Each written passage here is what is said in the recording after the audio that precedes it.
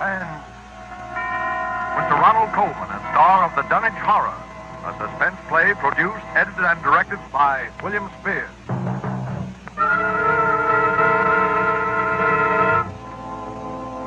Come in, Dunwich, Massachusetts.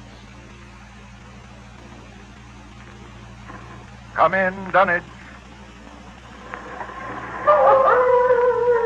Good evening. This is Henry Armitage. I'm speaking to you for... Dr. Rice, please close the window. I'm speaking to you from my laboratory on the slopes of Sentinel Hill near Dunwich, Massachusetts. Present with me is Dr. Warren Rice, my distinguished colleague from Miskatonic University. We are now about 100 yards from the summit of the hill, which is crowned by a huge table-like stone set in the center of a circle of stone pillars, a place of prehistoric worship. A moment ago, you may have heard the dogs of Dunwich Township barking, as we have heard them for 3 days and 3 nights. Dr. Rice and I know the horror which their barking portends, but the purpose of this broadcast is to make this unbelievable horror believable to you. I hope for your sakes and ours we are successful tonight. It is the eve of All Hallows. Tomorrow will be too late.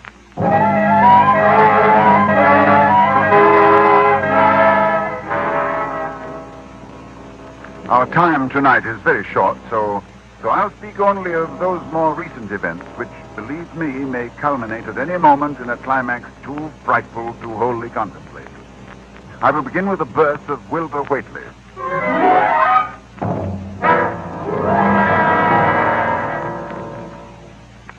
It was the night of February the 2nd, 1921, Candlemas.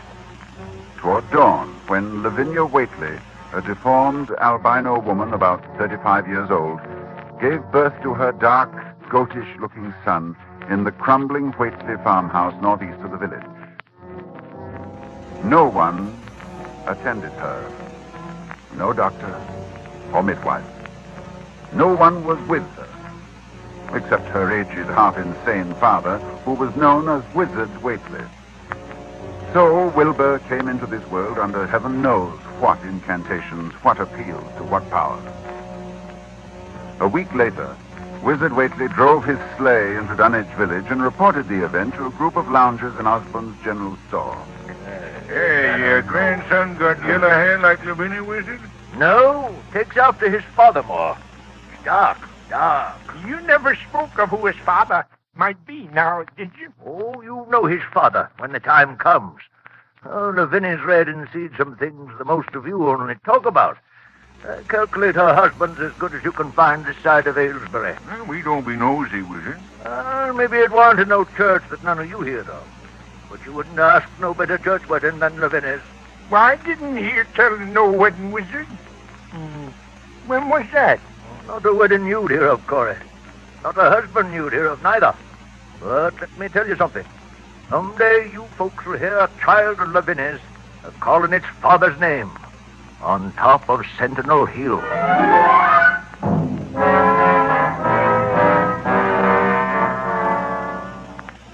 Prophecy? Or idle boasting by an insane old man? Oh, I know I ask a great deal when I ask you to believe that the arrival of an infant into that house of dire poverty and squalor could possibly constitute a horror and a threat to all our known world. Yet it has an earthly history. Perhaps through this history, you will be able to give it credence. Wilbur Whately's growth was uncanny. But even if he had been an average child, he would have become, in time, an unnatural being, for he was surrounded from the first by the most malign influences. There was his grandfather, old Whately, Wizard Whately, who each Halloween climbed Sentinel Hill to the great circle of stone, and while the hills shook, stood holding a great book open on his arms and shrieked into the wind. Shrieked.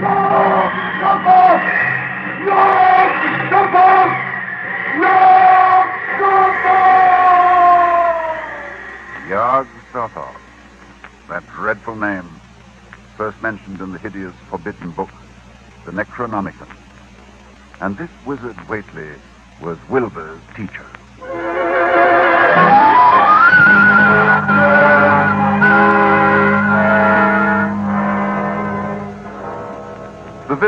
began to notice curious things that were going on at the Whately farmhouse. Soon after Wilbur was born, old Whately began to remodel the house. The abandoned upper story was restored, and all the windows were tightly boarded up. And then, Wizard began to buy cattle in large numbers, both horses and cows. Yet the livestock on the farm didn't seem to increase. Young Lem Brown was one day curious enough to creep close to the house to count the Whately herd. Dr. Armitage, there warn't more than 12 cows, and them 6 looked like they had the blight and funny wounds on them, like cuts. I heard something, too, in the top part of Wizard's house, something like water slapping inside, only big like a sea.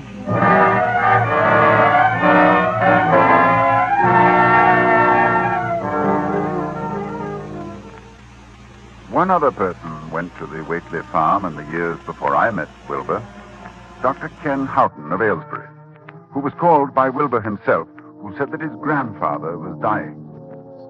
Dr. Houghton found the old man in a bedroom on the ground floor, and Wilbur with him. While outside the window, a legion of whippoorwills cried loudly and rhythmically, endlessly.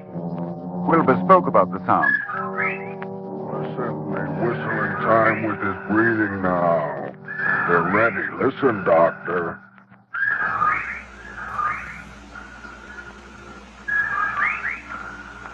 They know his soul's going out. They're waiting. Yes, Wilbur, that's an interesting superstition. Late in the year for them, too. When he goes, if they catch him, they'll keep laughing till break of day. If they don't catch him, they'll quiet down. You mean you believe that... just a minute. I think he's conscious. Yes, the birds changed when his breathing changed. Like I say. Willie! I'm here. More space, Willie. Remember, more space soon. Yes, I'll build it. You grows, but that grows faster. It'll be ready to serve you soon, Willie. I know. But remember, when it's time, you open up the gates to Yog Sothoth with a long chant. The one on page 7 and 51 of the book. But mind you, feed it enough, 'cause if it gets out before you opens to Yog Sothoth, it's all over. It's no use. He's going now. He's dead, Wilbur. Listen.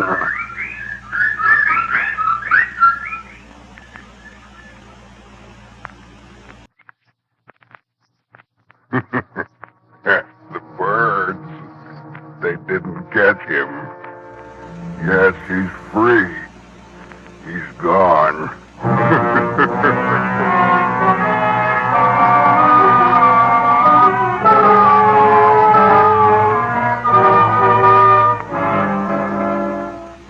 It was the winter following Wizard Whately's death that I first met Wilbur. He came in person to the library at Miskatonic University to consult a copy of the hideous Necronomicon, which was kept there in its Latin version, as printed in Spain in the 17th century. I tell you, when he came into my office, I was appalled at his appearance. 8 feet tall, shabby, dirty, bearded. But I was even more appalled by his voice when he spoke to me. I wrote you a letter a month past, Doctor. I wanted a loan of the book. Well, that's a book that's never loaned from this library. I doubt if it is from any library. Well, I have to see it then. Oh, very well. It's kept right here. As you know, there are only 3 copies of this book in existence. That's why we're careful. Here, you can look at it on this table. Wizard said it would be on page 751. What? What is it you're looking for? The formula, the long chant, the one that opens the gate to Yog Sothoth.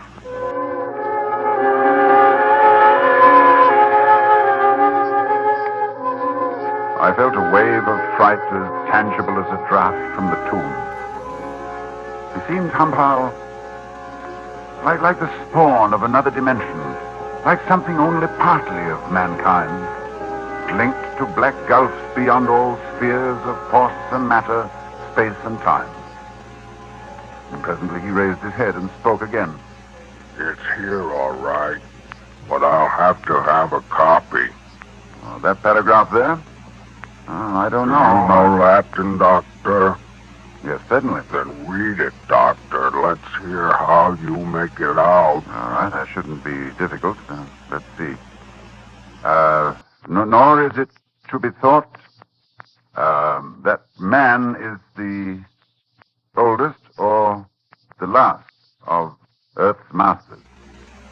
The old ones were, and the old ones shall be. Not in the spaces that we know, but between them. But only Yog-Sothoth knows the gate. Yog-Sothoth is the gate to where the old ones broke through of old. Their hands are at your throat, yet ye see them not. Dr. Armitage, you see, I reckon I've got to take that book home. There's things in it I've got to try, and you can't hold me up. No, I'm sorry. I tell you, Doctor, I'll have the book sooner or later, no matter what. You see, it that's waiting for me at home won't wait much longer.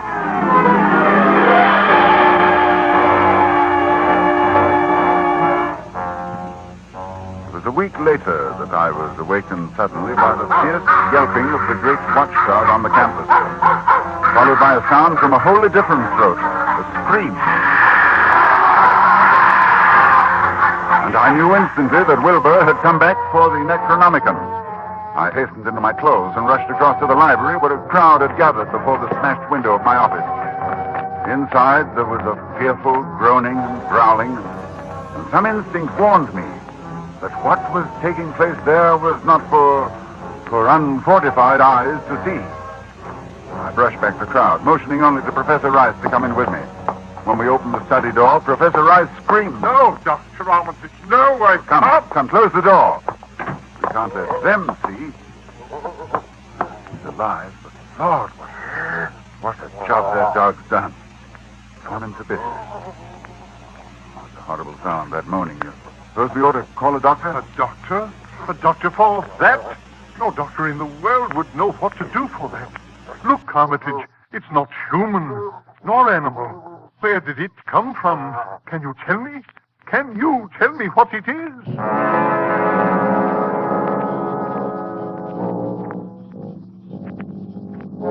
No, I couldn't tell what Wilbur Whately was. The thing that lay half bent on its side in a pool of greenish-yellow stickiness was 9 feet tall. And the dog had torn off all the clothing and some of the skins. It was partly human, beyond a doubt, with very man-like hands and head, but the torso and lower parts of the body were fabulous. Its chest had the leathery hide of a crocodile or alligator. But below the waistline, the skin was covered with coarse black fur. And from the abdomen, long greenish-gray tentacles. The limbs terminated in ridgy-veined pads that were neither hooves nor claws. And as Dr. Rice and I stood staring at this presence, the whippoorwills began to cry in unison outside the study window. And then the thing on the floor roused and mumbled. God.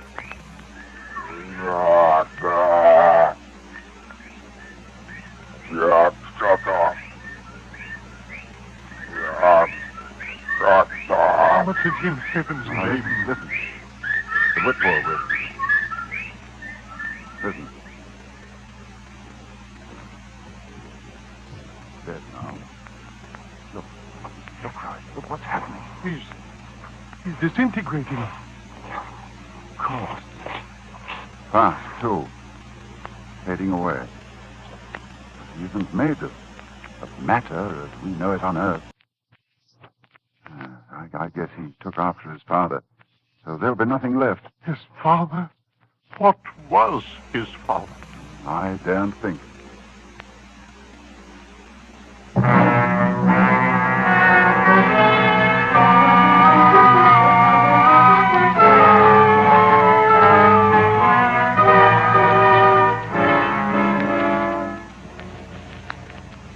I thought then that what came into our world with Wilbur Whately left with him. I forgot what he himself had told me of it, which was waiting in the sealed house Wizard Whately had built, where the cattle were driven to disappear. But Wilbur Whately left a diary, written in a strange alphabet resembling Sanskrit. And I worked off and on for weeks to decipher it. And finally, I read the following passage written by Wilbur when he was no more than 8 years old. That upstairs is more ahead of me than I had thought it would be, and is not like to have much earth brain. I can see it a little when I make the sign or blow the powder of Ivangatse at it. And it is like them I see Halloween on the hill. I wonder how I shall look when the earth is cleared and there are no earth beings. Maybe like that upstairs looks, which has no body, even fed with all the blood. Toward morning, in a cold sweat of terror, I called Dr. Rice to my house and told him, we have to destroy what's in that farmhouse. Why can't we just leave the thing locked up there? The house is boarded tight. Yes, but you think boards will hold it? Don't you realize, man, it hasn't been fed? It hasn't had blood since the 18th of September, when Wilbur Whately came here to die.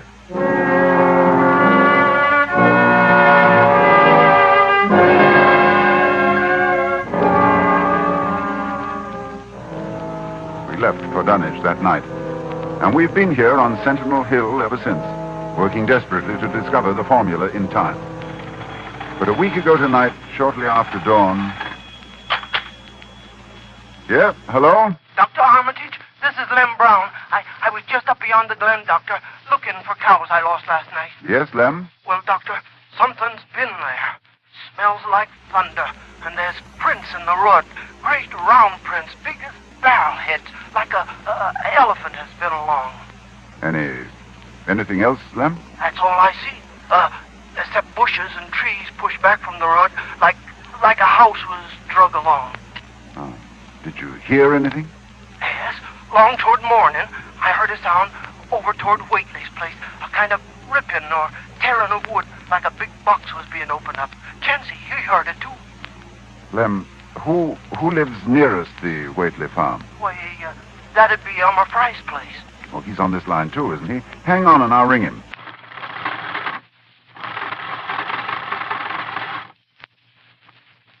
Yes, Dr. Armitage, this is Central. I'm trying to get Elmer Fry, Central. Doctor, he must be out somewheres, and his whole family. I was ringing there an hour ago. Earl Sawyer saw Elmer's cows stampeding in Cold Spring Glen. Oh, you didn't get him. All right. But if you hear or see anything more, let me know. I'll be here working all day. Rice! Oh, wake up. It's loose. It's out of the house. One family gone already. We have to work. Pray God we find that formula in time.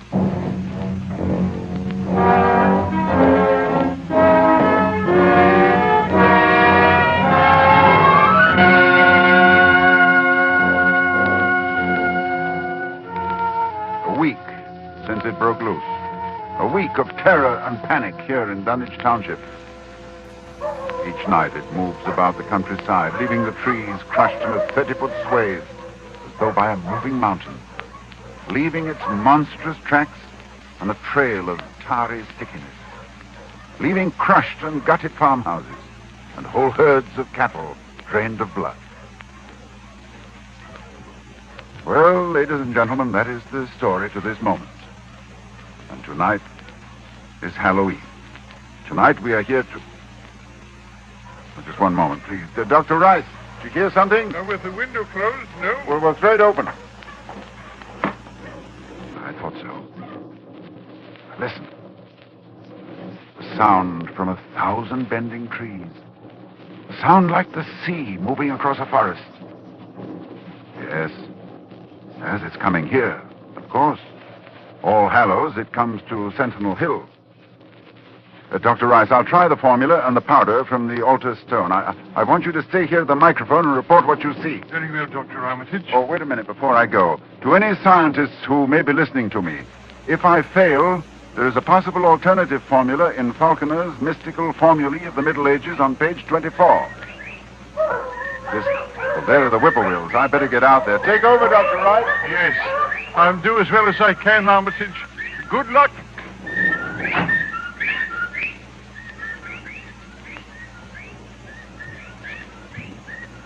Ladies and gentlemen, Dr. Armitage is climbing to the top of the hill, to the altar stone.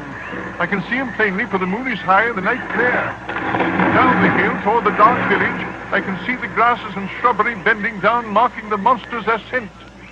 It moves quite fast, and I feel a proximity to phases of being utterly forbidden. Now, Dr. Armitage stands now on the altar stone and is holding the powder which, if the books are correct, will make this thing for an instant visible. It is quite close to him now, perhaps 20 yards or less. He lifts his hands, he flings the powder in a wide arc. I can see, oh, no, no!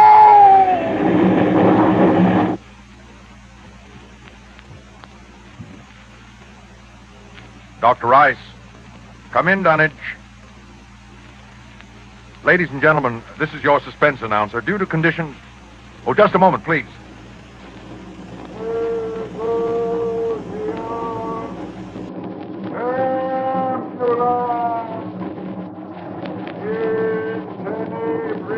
One moment, please.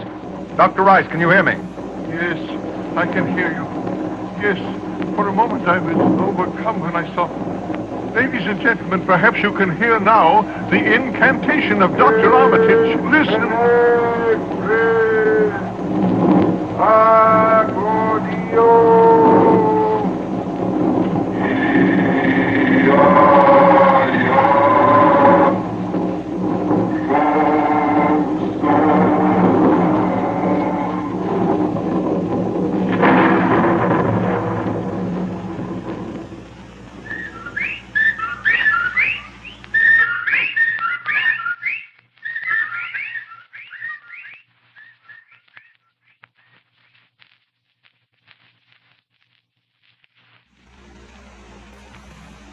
The whippoorwills mean death, and Dr. Armitage is walking back here now.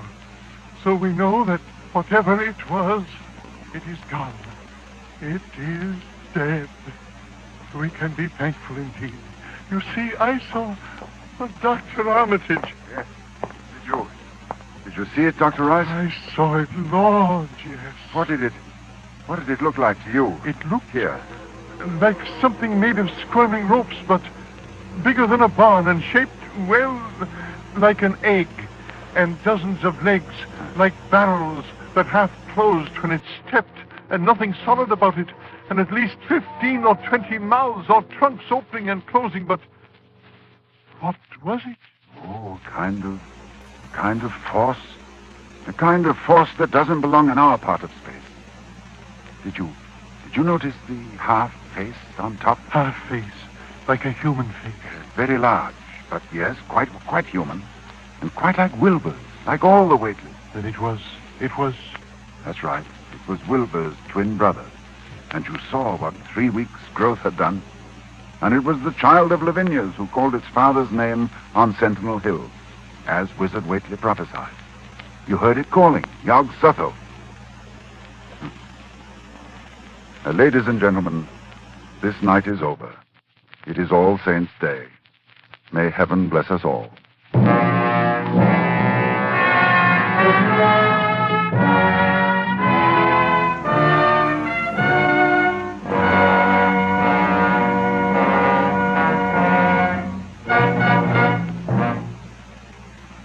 The Dunwich Horror, with Ronald Colman as your star of Suspense.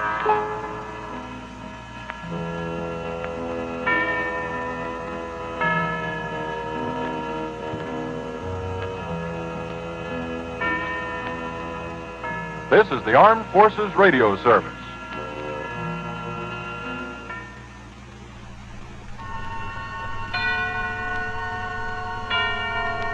Suspense. And the producer of radio's outstanding theater of thrills, the master of mystery and adventure, William N. Robeson.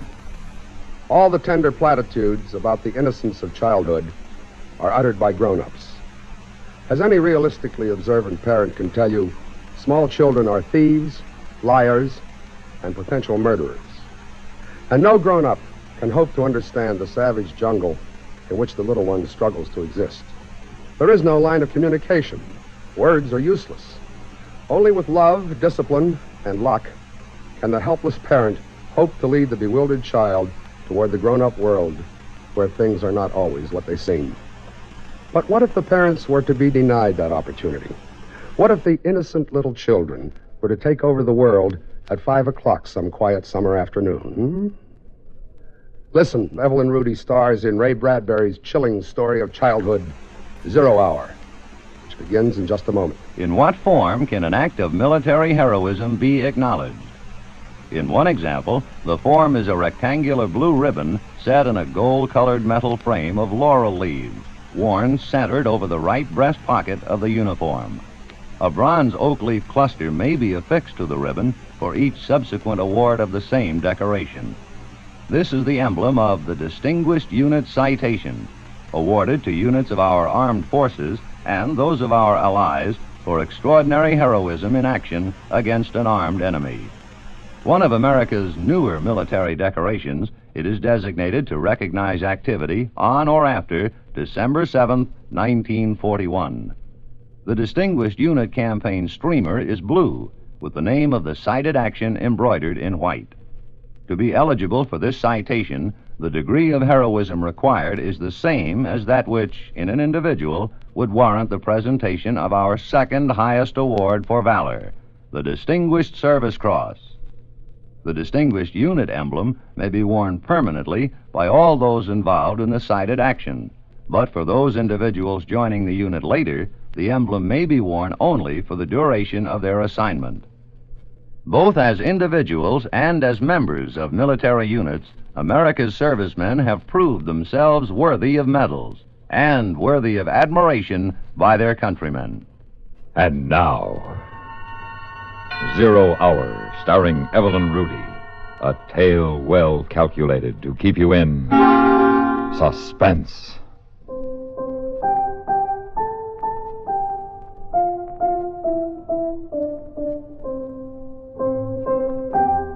What a game. Such excitement the children hadn't known in their whole lives. Mink talked earnestly to someone near the rose bush, though no one was there. And then the two little girls shouting and laughing at each other. Such fun, such tremendous joy, it was all Mink's mother could do to get her grimy and excited daughter in for lunch. Goodness, Mink, I've never heard such a racket out in the garden. What are you and Anna up to? The most exciting game ever. Just ever. Oh, and what's the name of the game? Invasion. Invasion? Well, invasion will just have to wait until you've eaten your lunch properly. Now, slow down, young lady. Do you hear me? Can't. Drill's waiting for me. Drill? Well, what a peculiar name. Is he a new boy in the neighborhood, dear? He's new, all right. I don't think I've seen him. Which one is Drill? Oh, he's just around. I've got to go now, Mom, if we're going to have the invasion. You finish your milk, miss. Now, who's invading what? The Martians are invading the Earth. Oh, I see. And Drill's a Martian, I think so. He's had a very hard time getting here. I should imagine. They couldn't figure out a way to attack Earth, how to get in or something. And Drill says they have to do it by surprise, and even get help from your enemy. Oh, a fifth column. Yes, and all this time they haven't been able to figure out how to attack, until one day they thought of children. Well, that was bright of them. And they thought of how grown-ups are so busy they never look under rose bushes or on lawns. That's where Drill is now, under the rose bush? Mm-hmm. With all his friends, too. And he says there's something about kids under 11 with imagination. It's real funny to hear Drill talk. It must be. Well, you can run along now, so you can have your invasion before dark. Bath tonight, school tomorrow, you know. Drill says I won't have to take any more baths. Oh, he does he? And we can stay up till 10 o'clock. Well, your friend Mr. Drill better mind his P's and Q's, or I'm going to call up his mother. That's just it. Drill says you're dangerous because you don't believe in Martians. Just like you think Drill's a kid. Well, he's not. And they're going to let us run the world when they get in. All of us kids. And I might even be queen. Well, that's nice, dear. Now run along. Mom? What is it, dear? Mom, when the invasion comes, we'll have to get rid of you and Daddy. But I'll be sure it won't hurt very much. Well, thanks. Thanks a lot.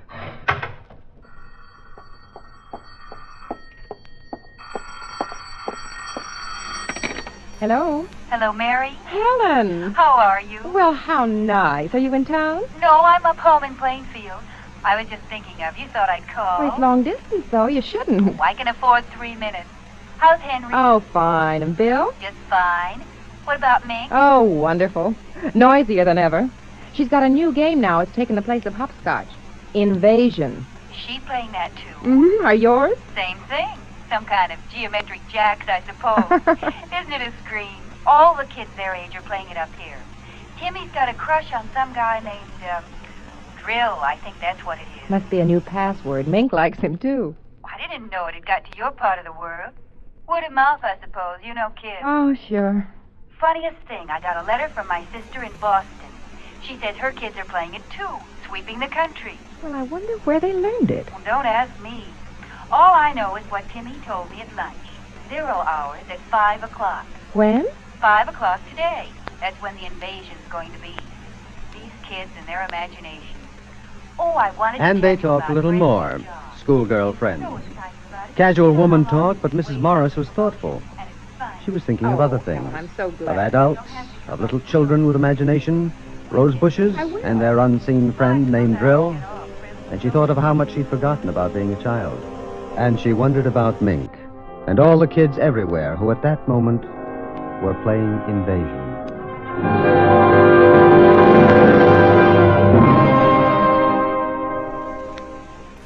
In a moment, we continue with the second act of Suspense.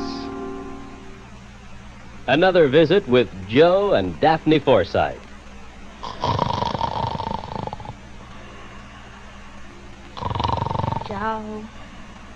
Joe. Joseph! Yeah, I'm up. Pour the coffee. I'll be right in. Relax, it's 3 in the morning. Huh? I said relax, it's 3 in the morning. I was relaxed. Daphne, why did you wake me up? Well, I was just wondering what happened to our savings bonds. You were what? I had a dream. I dreamed you lost all of your money and all we had left were our savings bonds. I see. So I just wanted to make sure they were all right. They're all right. They're with the other important papers. You're sure? Of course I'm sure. Well, I just don't want anything to happen to them. Savings bonds are the most secure form of investment. Why, the whole faith and credit of the United States stand behind those bonds of ours. Uh-huh. So they're even better than dollars in your pocket, because the government stands behind them and protects them. Uh-huh. And they protect us too, Joe. Every bond is an investment in our country, in our security and freedoms. Joe? Well, how about that? He feels so secure he went back to sleep. Good night, darling. And now, starring Evelyn Rudy, Act 2 of 0 Hour.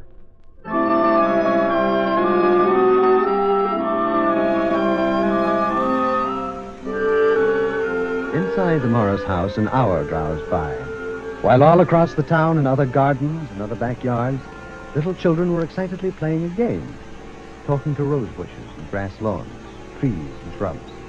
Even children in apartment houses high in the air, comparing with potted plants, cactus and ivy. Mrs. Morris had finished her mending and gone back to the kitchen when Mink burst in. Hello, dear. Hi, Mom. Can I have a glass of water? Oh, of course. I'll get it. Pi r squared is 47. 30 over 56 to the 7th degree. What, dear? Oh, nothing, Mom. Here's your water. Thanks. How are things going? Hmm? The invasion. Oh, that. Yes, that. Almost finished. Drill says we should be ready on time. 5 o'clock? That's right. How did you know? Well, Helen called me from Plainfield. She says Timmy's playing it, too. Hey, that's keen. I guess all the kids are. Aren't they? No, not all of them. Not guys like Jill Essling and Jimmy Wood. They're growing up. They make fun of us. They're worse than parents. Well, we'll get rid of them. Drill says it's okay to kill them, too. Now, I don't like that kind of talk, Mink. Do you hear me? I don't like it at all. Oh, Mom. I mean it. You keep on that way and there's no more playing. You'll have to tell Anna to go home and you'll just stay inside until bedtime. I'm sorry. Well, I should think so. Thanks for the water, Mom. Mink? Uh-huh. What do those numbers mean? What numbers? Those numbers you were saying to yourself a minute ago. Oh, that. They're things we have to do to get Drill and his friends out. That's all. Look, dear, why don't you and Anna go down to the drugstore and get yourself some ice cream? You don't have to use your allowance. I'll give you the money. Haven't got time, Mom. Thanks. Well, I never thought I'd hear you say that. I gotta go now, Mom. Now, wait a minute. Mink, I want you to tell me the truth. What is this invasion silliness? It isn't silly. It's just a game, that's all. We're just playing at invasion, Mom. Excuse me, I've got to get back now. See you later. Mrs. Morris was disturbed. She wasn't sure why, but because she was disturbed, she did something she didn't usually do. She called her husband at the office. Hello, dear. Hello, Henry. I'm sorry to bother you, but Miss Maxon said you weren't busy. Well, not too. I should be able to get home early today. Is everything all right? Yes. Are you all right? Fine. Ming? She's... Henry. What, dear? Oh, nothing. I just felt like talking to you for a minute, that's all. Listen, are you sure you're all right? Yes. Ming's been getting on your nerves? No, not really. She's playing outside. She's fine. Honey, is something wrong? Well, no, I told you. I was thinking about you, and I wanted to talk, that's all. What time do you think you'll be home? About 5, maybe a little earlier. 5. Oh. Hey, what do you mean, oh?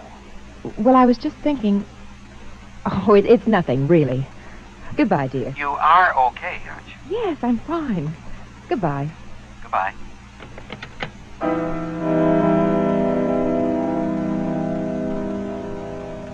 Another hour passed, and it was 4:30. Outside, it was quiet. The two little girls more intent than ever upon the endless movement of their game. Mrs. Morris watched from the window, and she had never known Mink to have such powers of concentration. She had turned on the radio and sat drinking a cup of coffee, turning over her thoughts. Children. Children. Love and hate, side by side. Sometimes children love you and hate you, all in half a second. Strange children. Do they ever forget or forgive the whippings and the harsh, strict words of command? I wonder. How can you forget or forgive those over and above you? Those tall, silly dictators. Those parents. Mom! What is it, dear? Have we got a piece of lead pipe and a hammer? I don't know. There might be in the garage. What do you want them for? Oh, we just need them. Well, if you tell me, I can go I can get them. Thanks, Mom. Is something wrong? Yes.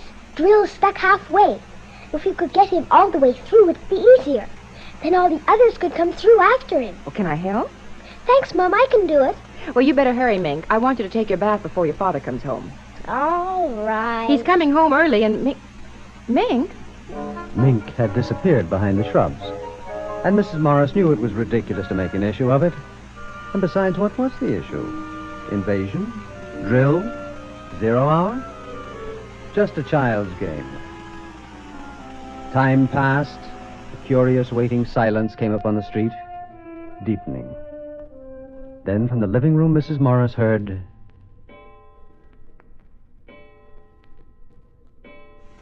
5 o'clock. 0 hour. It had come. And now it had gone. But was the clock right?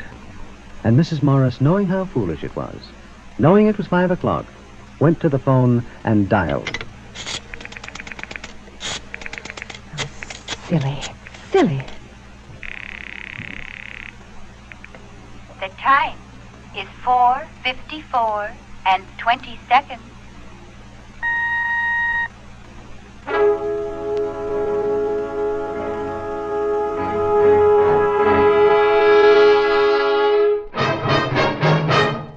In a moment, we continue with the third act of Suspense.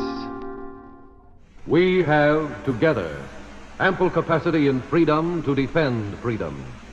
This is NATO, the North Atlantic Treaty Organization. NATO possesses a shield of well-equipped, highly trained land and sea forces, plus tactical air support and special units. The NATO shield extends from north of Norway to the eastern mountains of Anatolia in Asian Turkey. Complete disposition of forces is covered by a radar warning system, plus a perfected network of telecommunications, enabling the Supreme Commander to direct operations with extreme rapidity over a 2,000-mile front. The United States of America is a part of NATO. You should be aware of and alert to the programs and objectives of the North Atlantic Treaty Organization. And now, starring Evelyn Rudy, Act 3 of 0 Hour.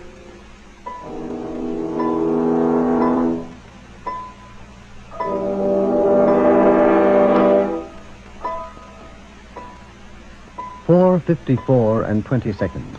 And Mrs. Morris knew that it wasn't as silly as she had thought, because it wasn't 5 o'clock yet. Not 0 hour yet. And then she heard the car drive in, and her husband greeting her daughter. Hi, Meg. Hi, Daddy. How's it going? Fine. You got a kiss for me? I haven't got time now, Daddy. Well, that's a nice thing. What are you doing? We're playing Invasion. Swell. Your mother in the house? Yes, Okay, be good. I will. 0 hour in a few minutes, Daddy. All right, I'll be ready. Mary? I'm in the living room, dear. Oh. Hi. Hi. Our daughter didn't have time for a kiss. How about you? Hard day. Ooh, not particularly. Would you like a cocktail? You read my mind. Martini? Perfect. Anything exciting happen today? No.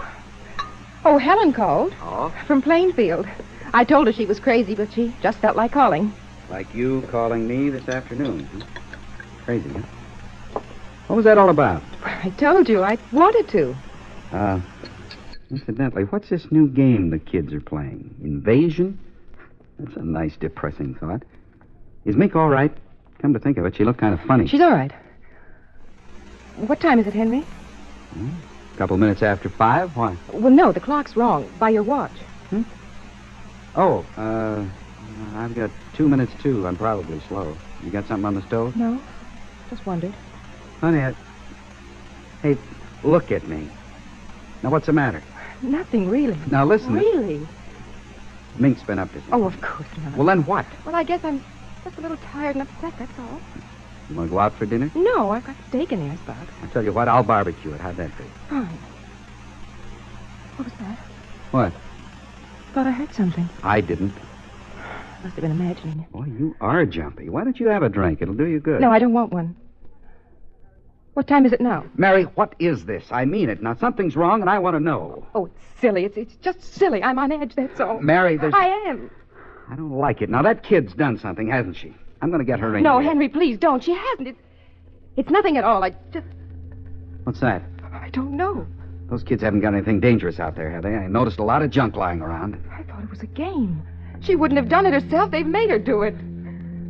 What the devil You is better it? go out and tell them to stop playing now. It's after 5. You tell Mink to put off the invasion till tomorrow. Tell her. What are they up to? I'd better take a look. Mink! Mink! Good Lord, it's outside there. No, it's upstairs. I know it. In the attic. That's where it is. Mary, it's not up there. It's outside. In the attic. That's where it is. Her mind had worked that quickly. Any excuse to get her husband away from the outside to get him upstairs to the attic in time. And outside, there were more eerie explosions. And they could hear the children screaming with delight. It's not in the attic. It's outside. The Mink's out there. Now, what's the matter with you? Oh, no, I'll show you. Hurry. Get inside, quick. Now we're safe until tonight. Maybe we can sneak out later. Maybe we can escape. Are you crazy? Why'd you throw the key away? For heaven's sake, the kid's out there. You want her to get hurt? No, you don't. We've got to stay here. We've got to stay here with me. I don't know how I can get out. Where's that light switch? Please be quiet. They'll hear us. They'll find us. Please. There's a noise again. It's in the house now, Mary. Mary, what is this? What's happening? Now, you know. Answer me. Stop that, Mary. Somebody's downstairs. Now, who's down there? Who? No, please. Be Mary! quiet. They might go away. Please. And between his wife's terror and the electric humming from below, Mr. Morris felt a great fear. They trembled together in silence in the attic. Mr. and Mrs. Morris, parents of a little girl named Link. Then they heard steps coming up the stairs. And a voice. And a queer, cold light became visible under the door crack. A strange odor and the alien sound of eagerness in Mink's voice was almost more than they could bear. Mommy, Daddy. And another sound. And the lock to the attic door melted. Mink. Mink, with bright little eyes and tousled hair, peered inside. And behind her, tall, wavering blue shadows. Frightful shadows.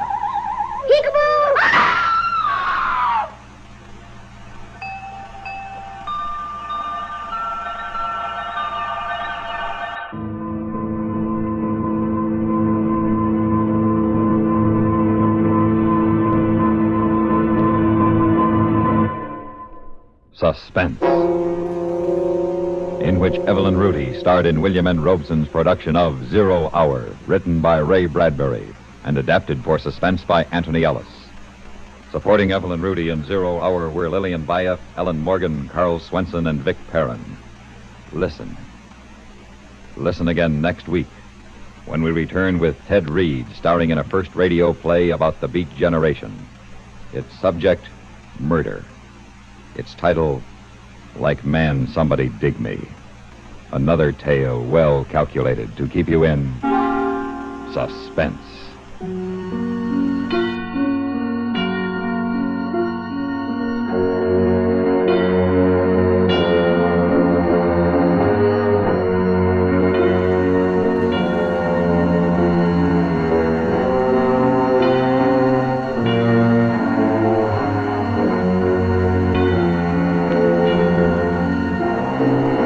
This is the United States Armed Forces Radio and Television Service.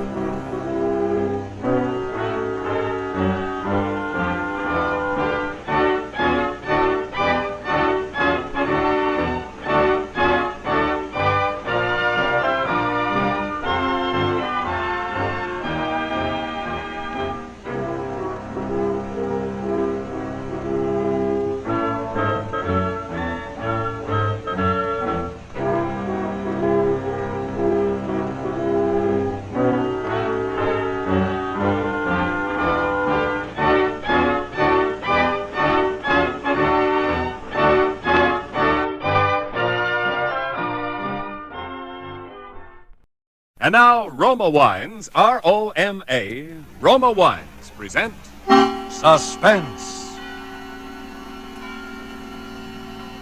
Tonight, Roma Wines bring you Robert Taylor in The House in Cypress Canyon, a suspense play produced, edited, and directed for Roma Wines by William Spear. Suspense, radio's outstanding theater of thrills, is presented for your enjoyment by Roma Wines. That's R-O-M-A, Roma Wines. Those better-tasting California wines enjoyed by more Americans than any other wine. For friendly entertaining, for delightful dining. Yes, right now, a glassful would be very pleasant, as Roma Wines bring you Robert Taylor, star of Metro-Goldwyn-Mayer's Undercurrent, in a remarkable tale of Suspense.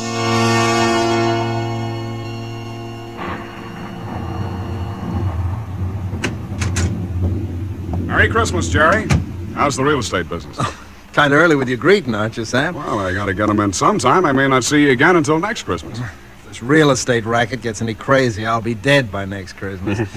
I'm glad you could get up here, though, Sam. What's on your mind, Jerry? You'll probably shoot me when you hear it, Sam, because I'm probably nuts. But doggone it, you're a detective and you're my pal, and I just had to tell somebody. Well, you sound like it's serious. That's just it. I don't know what it is, Sam, but... Now listen, you know we're agents for a group of houses up in Cypress Canyon. Those places that were started before the war, never got finished. Oh, yeah. All they got in were the foundations, just concrete and a couple of beams. Well, they've been finished now. In fact, I'm putting up the for rent on the last of them today. What do you want? Police protection from the mob? Listen, Sam, this house that I'm talking about, it's got a number now, 2256. But before, when the men went back to work on it about 3 months ago, well, they just started when the foreman on the job brought me a shoebox that he'd found up on a beam.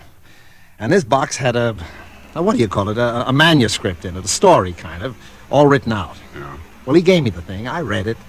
I didn't think much about it. I put it in my desk. But the other day, and I happened to drive by there, I saw the number on the house and what the house looked like.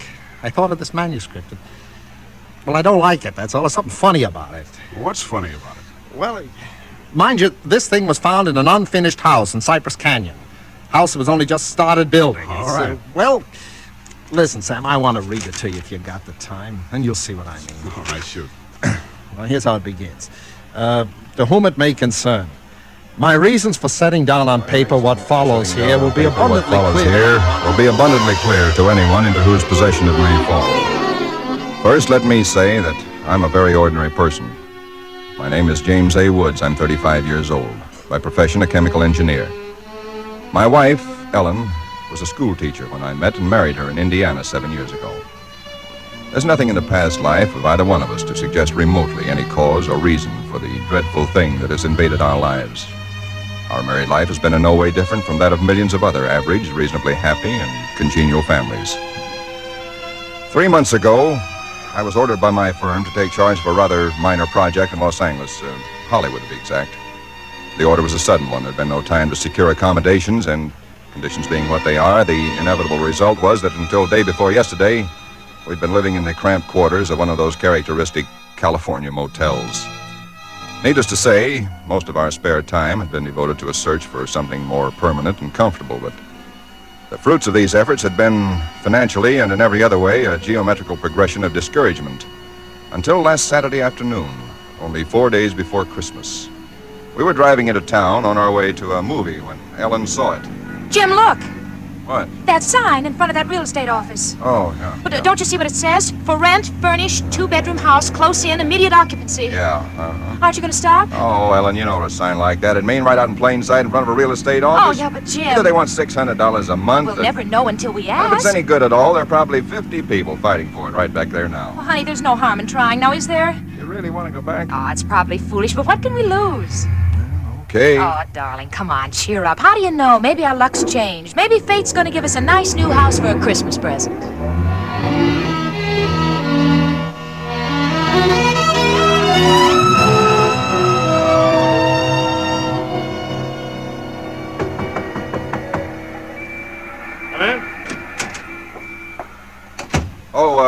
We're sorry to bother you, but we just happened to see that for rent sign outside. Oh, yeah, I hung it outside just this minute. Is the house available? Why, sure it is. Let me introduce myself. My name is James A. Woods, and this is my wife, Ellen. How to do? Wow. Looks like it's fixing to rain. Yes, so it does, doesn't it?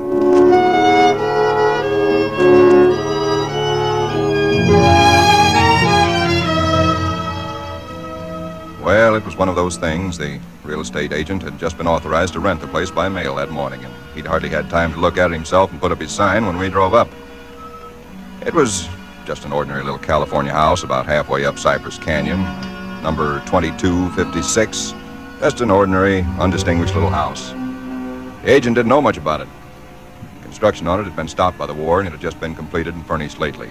Been vacant while somebody's estate was being settled, and now it was owned by a bank in Sacramento. Of course, we didn't Got care this about key all in the that. mail along with the authorization to rent. Only one there is, because you can have duplicates made. Seems to stick a little. Oh, no, there it is. Doesn't sound as though that door had ever been opened. Well, a little oil on the hinges will fix that all right. Oh, sure. Now here's your living room. Furniture's a little dusty, of course. You gotta expect that. It's good furniture, though, you see? Benson Brothers. Yes, Now, over here's a little den. Panel, you see? Radio, fireplace. Really a very attractive little room, particularly for a man. Uh-huh, yep. Now, the bedroom's off the living room. Everything's all on one floor, you understand? It's quite nice, I think. Yes. You can see you get the morning sun here. There's a view of the canyon through these front windows. You got the prospect. That's about all there was to it. Wasn't the best place in the world. It was small and badly built, but what would you have done? We took it with as little inspection as that. It was the Saturday before Christmas. And the very same evening, we were struggling up the steps from the road with suitcases and boxes and armloads of clothes and all the endless bric-a-brac that people collect and never know they have until they move. Ellen began unpacking, and I began moving things around and taking the worst of the pictures off the wall, doing all the little things that everybody does when they move into a new place and try to give it something in their own Don't be such a sourpuss. You know, it's a roof over our heads for Christmas. That's more than we ever thought we'd get, isn't it? Now, what in the world are we going to do with those two pictures? Why don't we just leave them where they are? Jim, we can't. They're too awful. Well, all right, put them in the closet then. I can't. Both the closets are jammed full. No, I mean the other one in the little alcove off the den. At least there's a door there. I suppose it's a closet. Yeah. But that isn't a commentary on the housing problem, huh?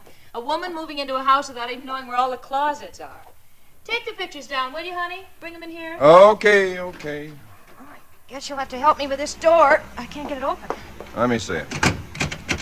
Well, of course you can't, silly. It's locked. Where are those keys we found on the desk? Here they are. Nope, not this one.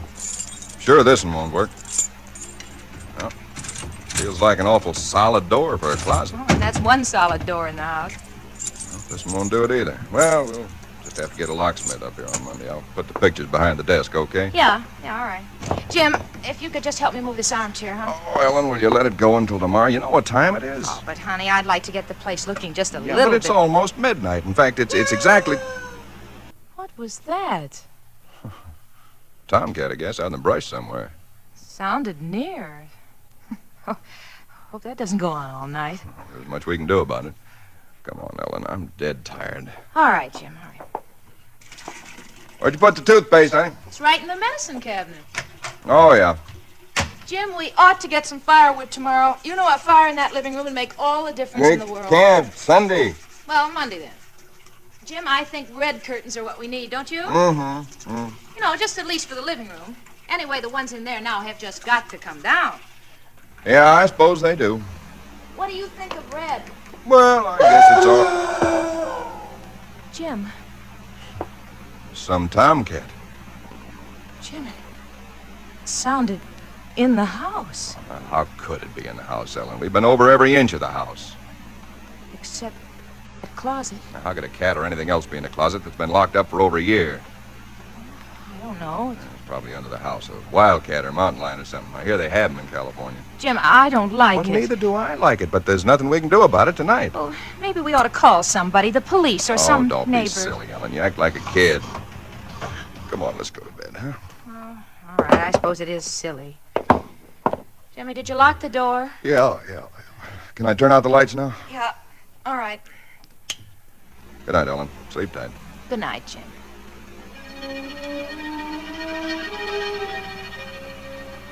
I don't know what time it was, perhaps an hour, perhaps only a half hour later.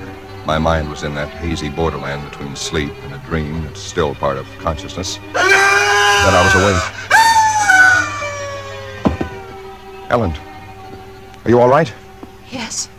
Did you have a nightmare or something? No. I heard it, too. Well, that didn't sound like any cat. Put on the light. Yeah. It seemed to be out there, Jim, in the house somewhere. I'm going to look into this. Jim, you be careful. Come on. Where's my shotgun? In the den, I think. Jim. What? There's something wet What? Wet? running from under the closet door. Sticky. Hey, Ellen, don't touch it. I had to. Jim, it's blood.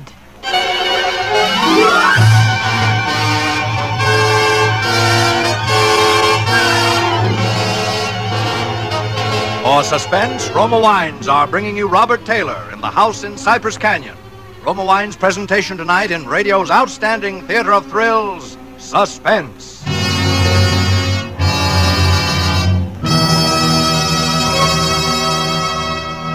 Between the acts of Suspense, this is Ken Niles for Roma Wines.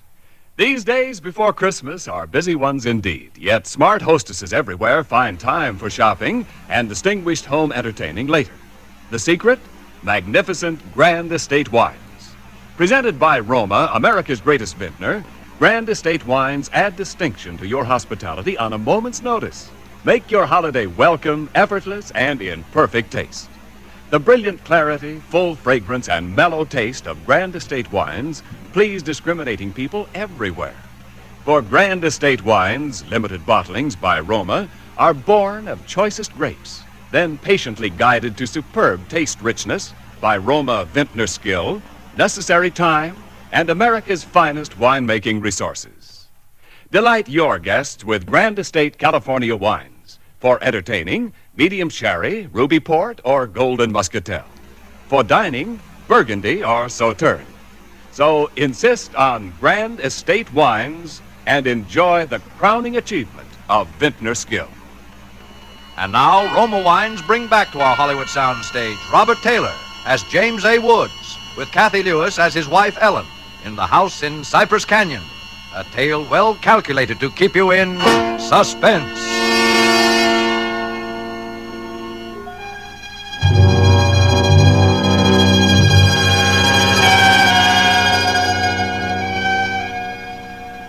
It cannot be too difficult to understand from the foregoing why I've taken the pains to set down in writing the events related here. To find in one's newly rented house a closet which cannot be opened is in itself certainly no great cause for alarm. But to be awakened in the stillness of the night by unearthly cries within that house, to find oozing from under that closet door something that is unquestionably blood, that's another matter. Perhaps others might have been braver than we. Suffice it only to say that we got out of the house in something very close to a panic, and only returned when we had the moral support of two stalwart Los Angeles policemen. You just moved in here, you say? That's right, officer. You can see we're still unpacking. And the place has been empty right along before that? Yeah, I don't know much about that part of it. You could check all that with the real estate agent, though. Well, where is this closet? Oh, it's right in here, officer. And the blood is... Where? Where's the blood? Jim? Officer, I swear to you, there was blood on the floor less than an hour ago. I saw it. Uh-huh. It was running out from under that door. We heard that noise, and we got up, and then we saw it. The door was locked. Locked, huh? Well, it seems to be all right now. Hey, you folks aren't trying to be funny, are you? Isn't there anything in it? No, ma'am, there is not. Look, officer, we're reputable people. You can call my firm. They'll tell you all about me. There's nothing wrong with this closet. Walls are solid. No trapdoors. If you think I'm lying... I didn't say that, mister. Oh, you probably did hear some sort of a noise, and you got a little panicky, and, What about the blood? It got on my hand. It isn't there now, is it? Yes. Where? I feel it. Now, you folks just take it easy. You know, you're liable to hear all kinds of noises up in these canyons at night. You're from the east, you say? Yeah. I'm sorry, officer. Ah, that's all right, that's all right. If you have any real trouble, call on us anytime. All right. Well, good night. Good night. Good night. Hey, you ought to have this door fixed. That's enough to scare you. Yeah, we're going to have it fixed.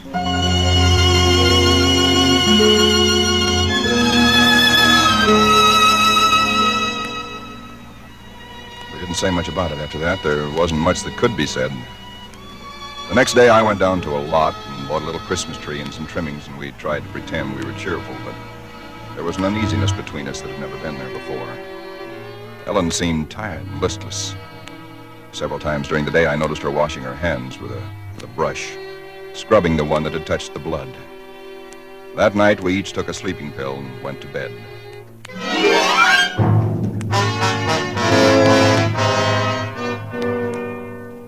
It was sometime after midnight when I was suddenly wide awake and staring into the darkness.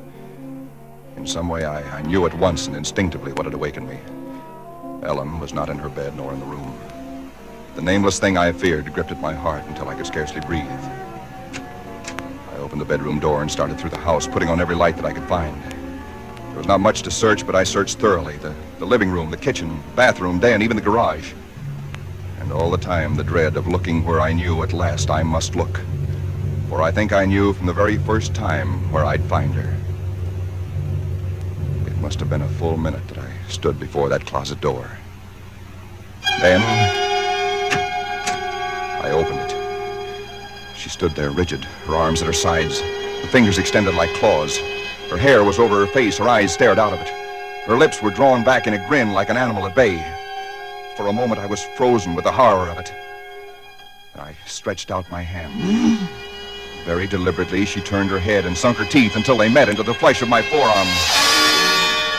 I'd raised my hand to strike at her, but already she'd relaxed her hold and gone utterly limp. She would have fallen unless I'd caught her. I carried her into the bedroom and laid her on the bed. Strangely, at that moment, my only thought was how I might revive her. Until I saw that it was not a faint, but a sleep that she'd fallen into. A sleep as deep and heavy as though she'd been drugged. And so I left her. But for me, that night, there was no sleep.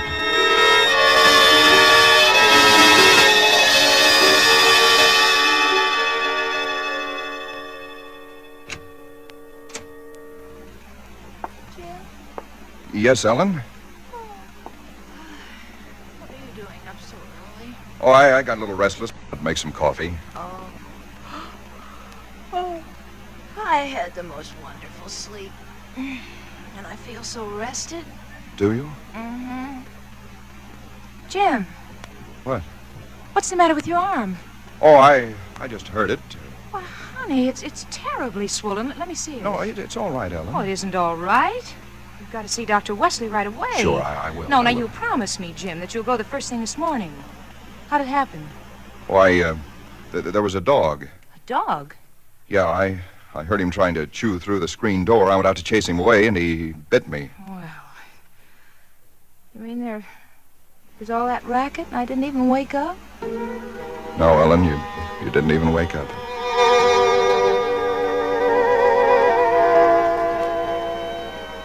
It was clear to me that Ellen knew nothing of what had transpired the night before. I went to my office that morning and made a pretense of going over routine business, if only to restore my mind to some semblance of calm by the sight and sound of common, familiar things. Pain in my arm had become a persistent, dull throbbing. I made a late appointment with Dr. Wesley. He treated my arm with something of an arched eyebrow, and he said, "Well, I've never seen anything quite like it before. That is such a rapid onset of infection."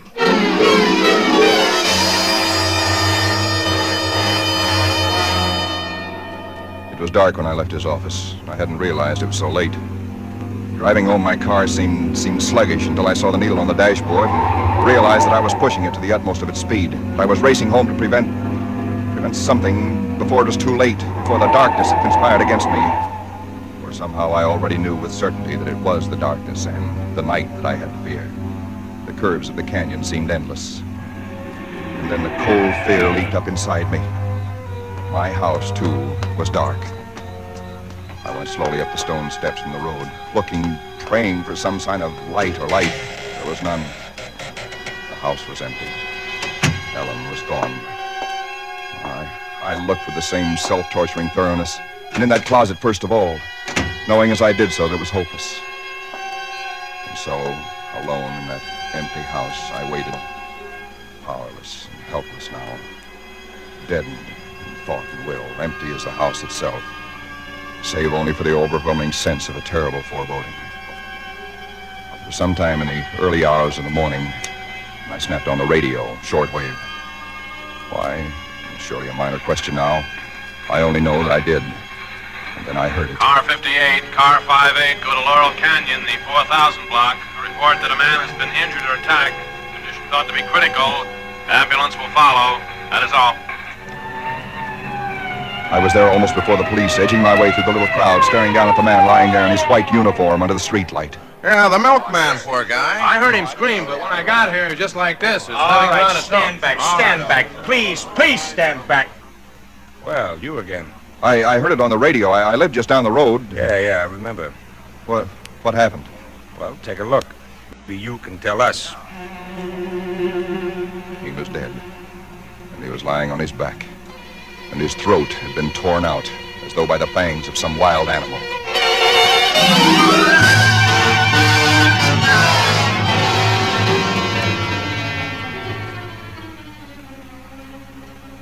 It is now Christmas Eve. Or rather, Christmas morning, for it's a little after midnight. I've been waiting here in the stillness of this empty house for nearly 24 hours, waiting for the end. Already once tonight, I've heard that dreadful wailing cry somewhere in the hills. I've nailed up the closet door, but that I know is childish, useless. My arm is horribly swollen and turning black, but that's nothing. It's another end that I foresee, as surely as other men foresee the rising of the sun. I hear the cry again. It's nearer now. I shall leave these notes in a sealed envelope and put it in a shoebox, in the hope that someone will give credence to these dark and terrible events, if indeed such nameless horrors can ever yield to mortal understanding. As for myself, I feel no longer any fear or even sorrow, only a desire that the end and the thing that I must do may come soon. And it will be soon, I know. Yes, for there is someone at the door.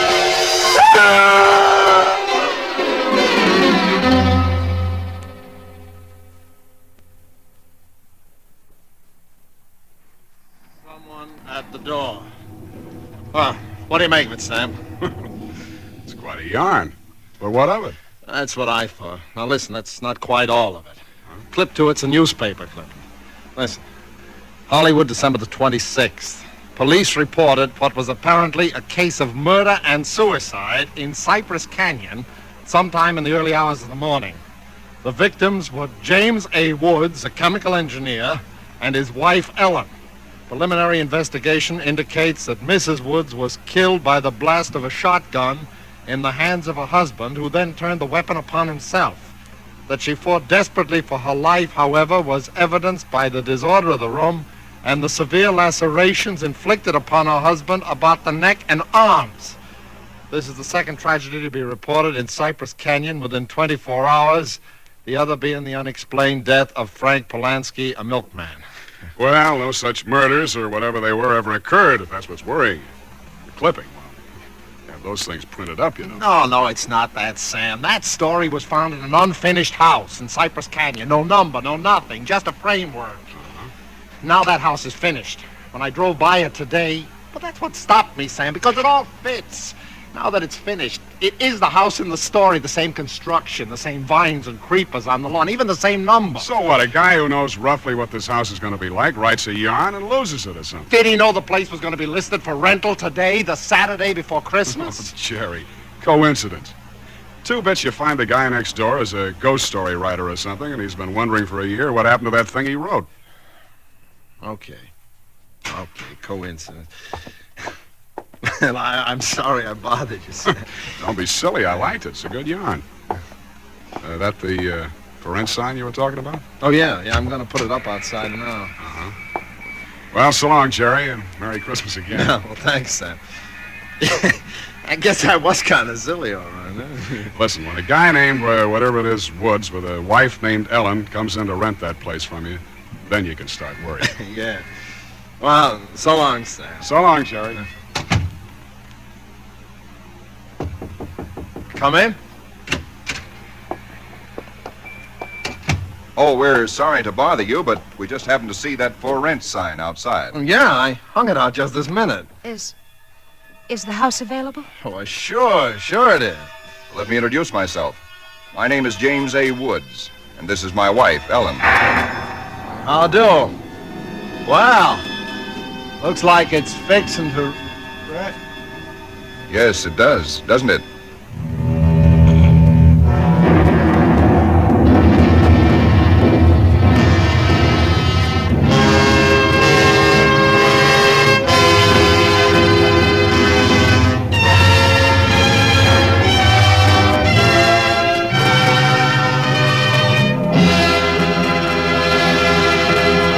Suspense.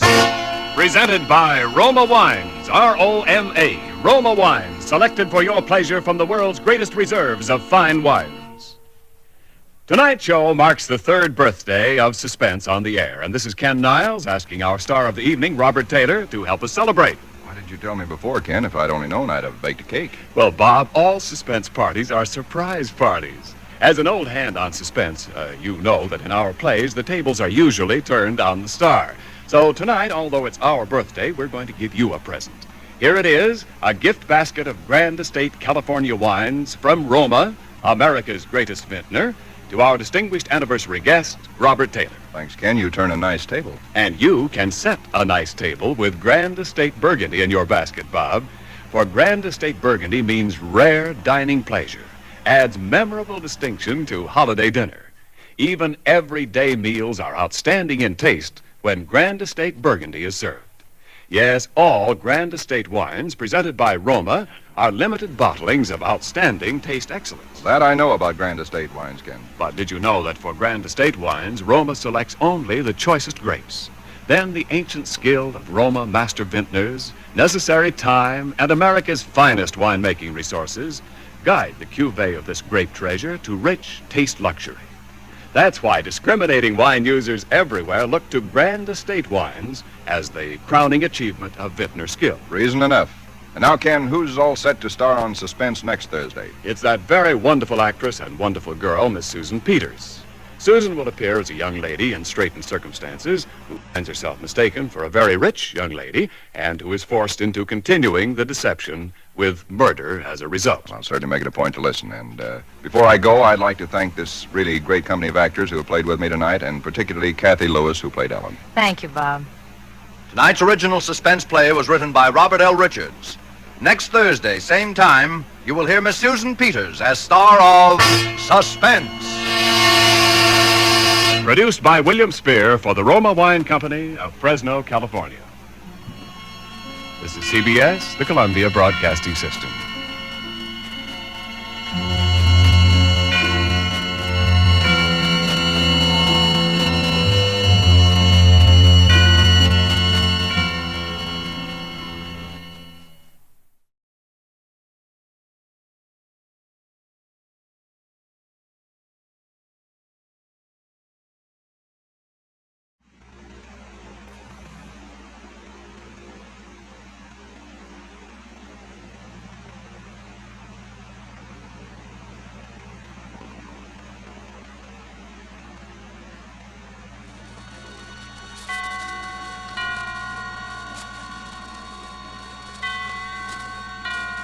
Roma Wines present Suspense.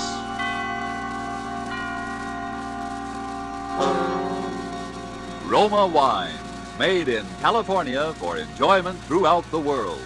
Salud. Your health, senor. Roma Wines toast the world. The wine for your table is Roma Wine, made in California for enjoyment throughout the world. This is the Man in Black, here to introduce this weekly half hour of Suspense.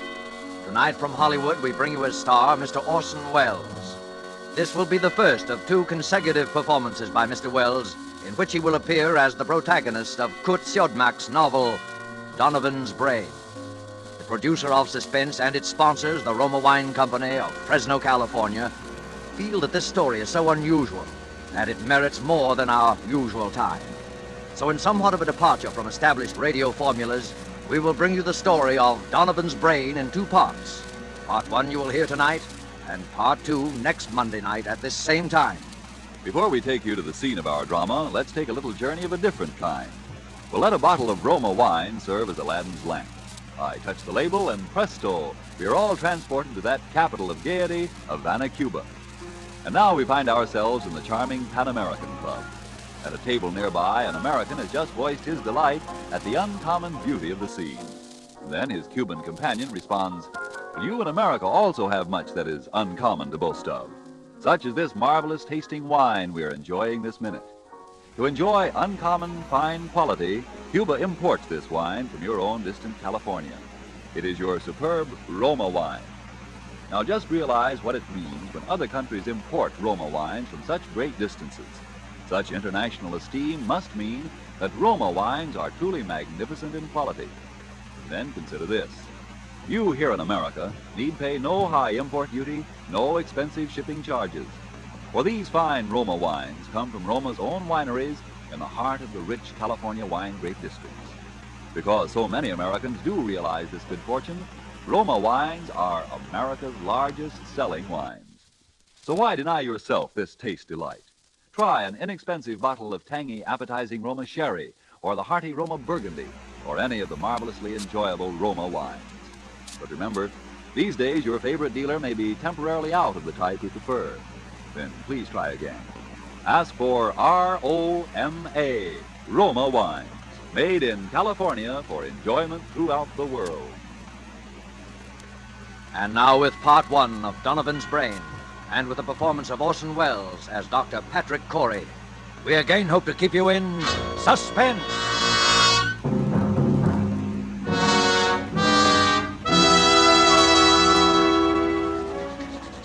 As I sit now outside my laboratory door writing under the heading Experiment 87 this final entry in my casebook, I know that these are the last words I shall ever write upon this earth. I neither ask nor expect forgiveness now or hereafter.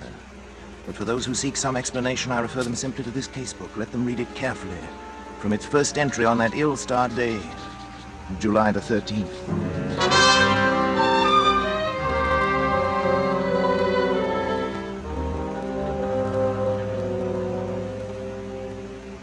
July 13th. Today I bought a small Capuchin monkey from an organ grinder. The animal trembled with fear when I took it into my laboratory, and when I tried to pet it, it bit me. I had to make it trust me completely. Fear causes an excess secretion of adrenaline, resulting in an abnormal condition of the bloodstream which would throw off my observations, so I fed it, and finally the creature voluntarily crept up into my arms, uttering little whimpers of content. When it laid its head against my shoulder, I stabbed it with a surgical lancet. It died instantly.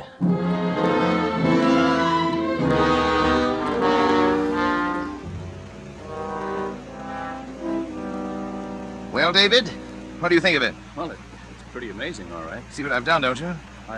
I think so. You think so? Good Lord, don't you know? Well, after all, Dad, I'm only a second-year medical I know, student. but what otherwise a second-year student? Who is it? It's me, Janet. Come in, darling. Patrick, Dr. Schratt is here to see you. Oh, come on in, Doctor. You know our son David, of course. Yes, of course. How are you, my boy? Fine, thanks, Doctor. Well, Patrick, hard at it as usual, I see. Patrick, you didn't eat the lunch I sent in to you. What is it this time, Patrick? A brain. What? A monkey's brain. Oh. What about the brain, Patrick? I've been trying to see how long I can keep the tissue alive. Oh, is that it in that jar? Oh, there's considerably more to it than just a jar, though. Want to see how it works? Is it still alive? In a way, yes. It's a fairly simple device, actually, Doctor. Variation on Corell's mechanical heart. The brain lies in a bath of blood serum. These rubber arteries are fixed to the vertebral and internal carotid arteries of the brain. The blood substance is forced through the cycle of Willis to feed the tissue.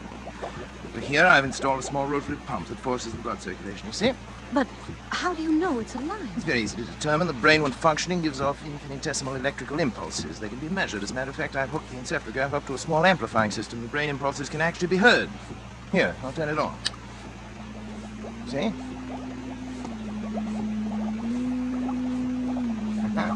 Quite effective, isn't it? Yes, it's effective.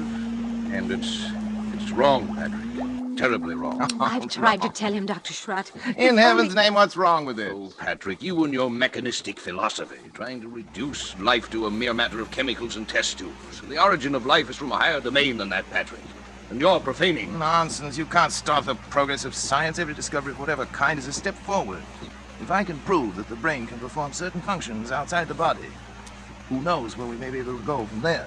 Oh, Patrick, how do you know that thing in there doesn't feel pain? How do you know it isn't writhing in agony? Brain tissue itself is insensitive, you know that?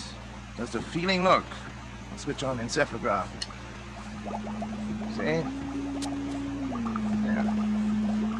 Notice the faintness of the amplified alpha rays. Notice the comparatively slow rate of pulsation now. Notice what happens my tap on the glass jar.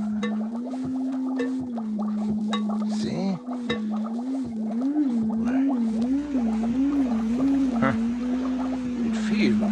It thinks. I wouldn't go so far as to say that, but it certainly shows marked reaction to an external stimulus. Wouldn't have believed it possible. The trouble with you, Schrott, is that you don't really believe in science. Have it your own way, Patrick. And when you can manufacture love and sympathy and kindness in a test tube, I'll be back. You leaving, old boy? Yes. Patrick. Do me a favor, Patrick. Shut off the pump and let that poor thing in there die. Let it die? Huh. If it were within my power to grant, that little brain would live forever.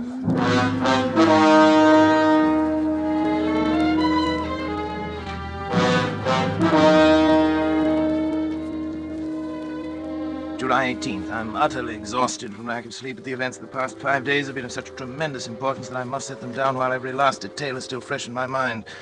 I've had no time to make an entry in this record since that day last week. It seems a month ago now, and I had my first partial success with the brain of the Capuchin monkey. At that time, however, it seemed that I was doomed to disappointment. In spite of all my efforts, the brain of the monkey ceased to live at 12:14 that night. Tired and disheartened, I lay down to sleep on the cot in my laboratory, but at that very moment, fate was contriving an occurrence which now seems destined to have the most profound effect not only upon my own existence, but perhaps upon that of all mankind.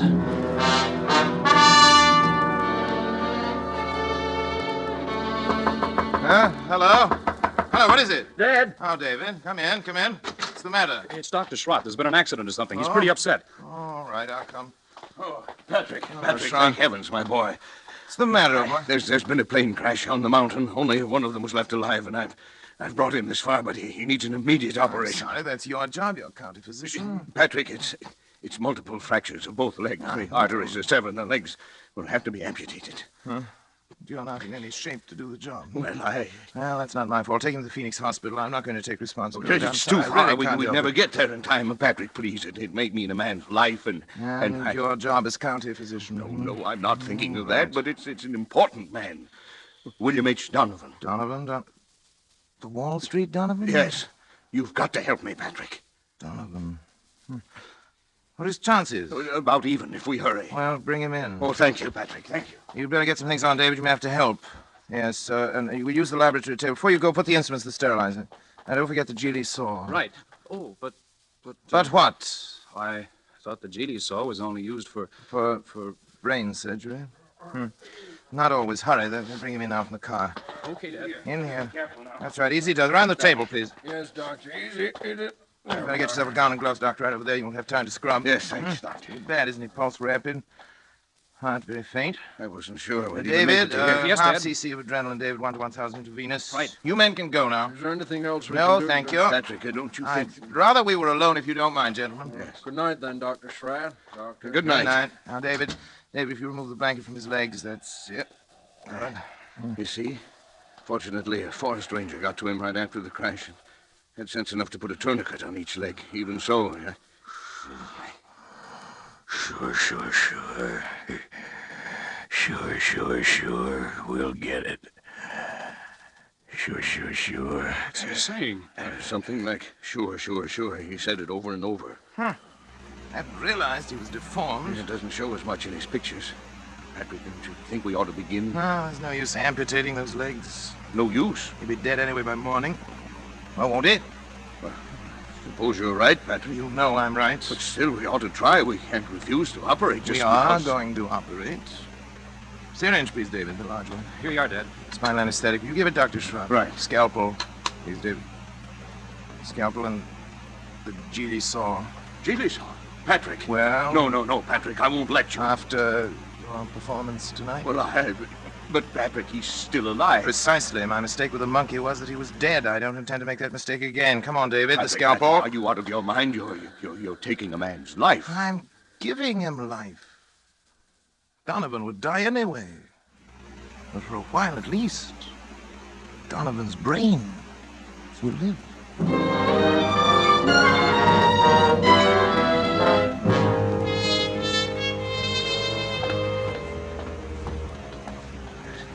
better hurry. They'll be coming for the body pretty soon. You can go now, David. I David, think I will then. You understand, of course. Yes, I understand. Not a word to your mother or to anyone. I understand.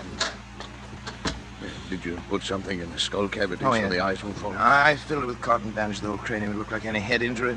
I hope nobody gets any ideas about an autopsy. You're the coroner. You can start that. Look, Schwartz. This is a chance that comes once in a lifetime. William Donovan had one of the greatest minds, has one of the greatest brains in the world today. And now you have it. It's Turn on the madness, Patrick. encephalograph.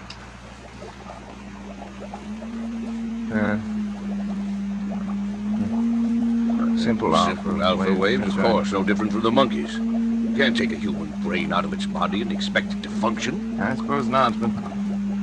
Schwartz, did it ever occur to you that the brain might simply be asleep? Sleep? Certainly. An operation like that is a severe shock. Tap on the glass.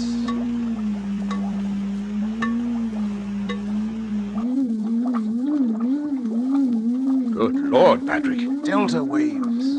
It was asleep. You woke it up. It's actually conscious. You see, the three of us conducting this experiment now. You, me, and William Horace Donovan.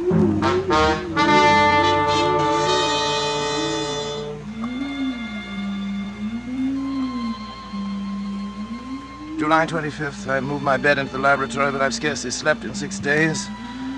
There's no longer any doubt that the brain responds like a sensitive seismograph to vibrations near it, including the sound of my voice. Yet I found no method of communication with it. I've devised a simplified Morse code consisting of taps on the glass container, together with voice vibrations. Perhaps I can teach the brain.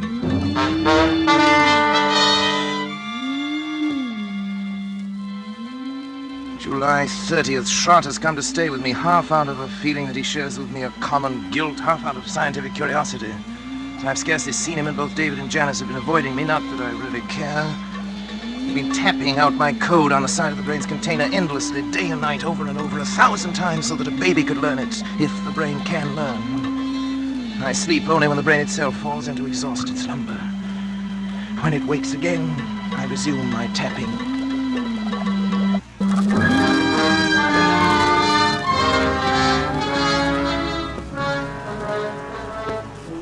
Schrott! Wake up! Yes, Patrick. Come on! Get up! Hurry! Come on, I want to show you Something the something. Yes, old boy, I want to show you something. Patrick, you look like a ghost. Where are we going? Back to the laboratory. I can't believe it myself. I may have been dreaming delirious. What's happened? Come on. You hear that? Delta waves. Seems disturbed. You've got to check my observations for me. If my reasoning is wrong, tell me. I can't be sure of anything anymore. Yes. Now listen carefully. You'll know that I've been trying to communicate with the brain in code. Now, if I were able to cause a distinctive pattern of the brain's delta waves by a specific command in code, if the brain responded with the same pattern of sound each time I issued the command, it would prove that I'd succeeded in communicating with the brain, wouldn't it? Yes, Patrick, I think it would. Now, listen.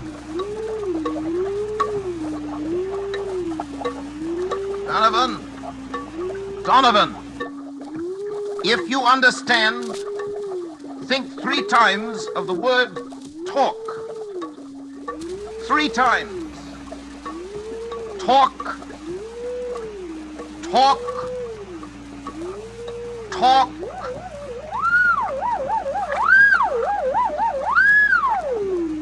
It answered. It spoke. Then I'm right. It's true. This thing has learned to talk. To talk.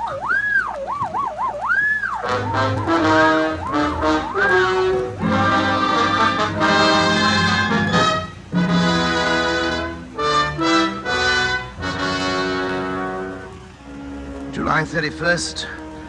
Charlotte's romanticizing, of course. The delta pattern is so infinitely complex that it would be utterly impossible ever to break it down into specific words, yet that it understands me, that it's trying to communicate with me, is certain. Schrott suggests mental telepathy, that I try to make my mind a blank, as the mediums call it, while at the same time increasing the energy content of the plasma that feeds the brain in the hope of stepping up the brain's electrical potential as one would step up the power of a radio station. Naturally, telepathy is nonsense, but the feeding theory intrigues me. I shall try it.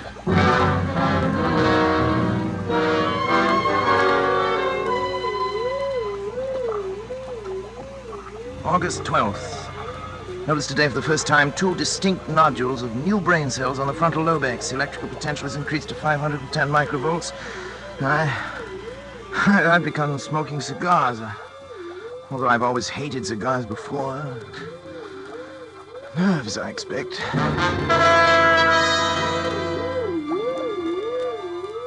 August 22nd, nodules still growing. Electrical potential 1450, but no observable results.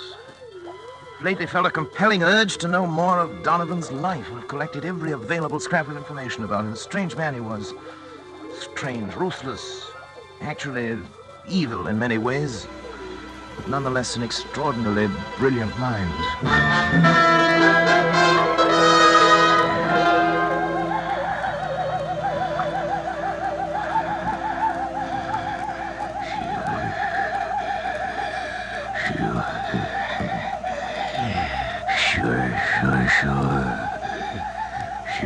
Sure. It will be the test. You agree? Of course. Sure. Patrick, wake up! Patrick! What is it? What happened here? I thought I ought to wake you up, Patrick. You were moaning in your sleep, talking. Talking? What did I say? I'm not sure, but your voice was so strange that... Janice, what's the matter? It's nothing. I was dreaming, that's all. Janice woke me up. Patrick, let me see your hand. Hand? No, the other one. What about it? You're not left-handed, are you? No. Then why have you got ink on the fingers of your left hand? Well, I don't know. Were you writing anything tonight? No. You must have been, Patrick. Here it is, right here on your desk. Nonsense. Wait, let me see it. Well, you've been writing his name, William H. William Donovan. H. Donovan Schrott. That's not my handwriting. It's... What? Don't you see what it means? The brain has communicated with me. Patrick, you don't... Look here. Look at this magazine article. Here's a reproduction of his signature. And he was left-handed, too. It says so here. Why, it is. It is exactly the same. What a fool I've been. Look at this picture, smoking a cigar. With his left hand. I wondered why it suddenly started smoking cigars. The same brand, too. Janice, try to remember what you heard me saying just before you woke me up. Come on, Janice. Think. Patrick, I can't believe... Think, Janice. All I heard was something like, sure. Sure. Of course. Don't you remember, Schrott? He said it that night. It was the only thing we ever heard him say. It was an expression of his. It tells about that in one of the articles, too. Yes, there it is. It wasn't your voice. It's my voice. You see, the brain has grown. It's strong enough to influence not only the higher functions of the frontal lobe, but the speech centers, the motor centers of another brain. Patrick, if this is true, then your experiment has been successful. It's ended. Ended? Oh, it's only begun. Patrick! Don't you see what this means? Patrick, listen to me. Oh, what, Janice? What? You've got to stop. Stop? I can't stand it any longer. Can't you see where it's led you? When you cut yourself off from your family, when you neglected your health, began having fits of temper, and were like someone I hardly recognize as the man I married. All that I tried to understand. But don't you see what you've done? You are a murderer, Patrick, a murderer! Janice, darling. David told me the whole thing. That poor boy's half insane himself from worry. Insane? What do you mean by that? What I say. You killed Donovan. Janice, Maybe he wouldn't have lived anyway, but you killed him. And now this thing has gained such power over your mind that it can make you do things you don't even know about. For all you know, it could make you do anything. Anything. You've got to choose, Patrick. Oh, Janice, please. I suppose you're right, but I'm utterly exhausted. I can't even think anymore. You've got to think. Give me until tomorrow. Let me sleep, and then tomorrow I'll do something. I promise you. All right, Patrick. Tomorrow. But if you don't do something, if you don't destroy that thing, I will. The brain. It's almost as though it heard you and were raging at you.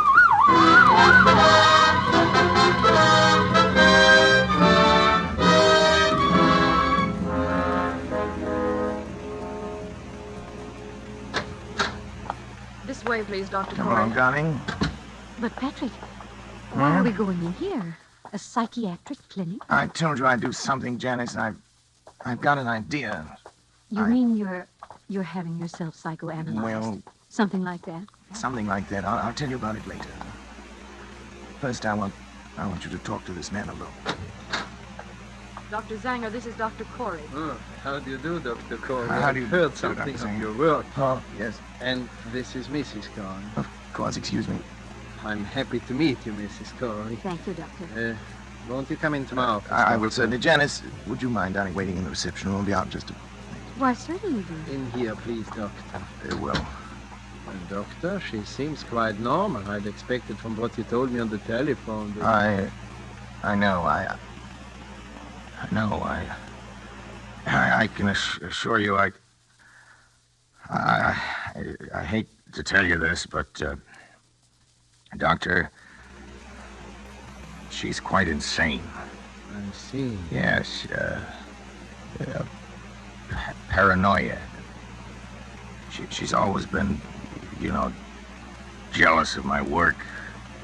And, well, last little while she's got a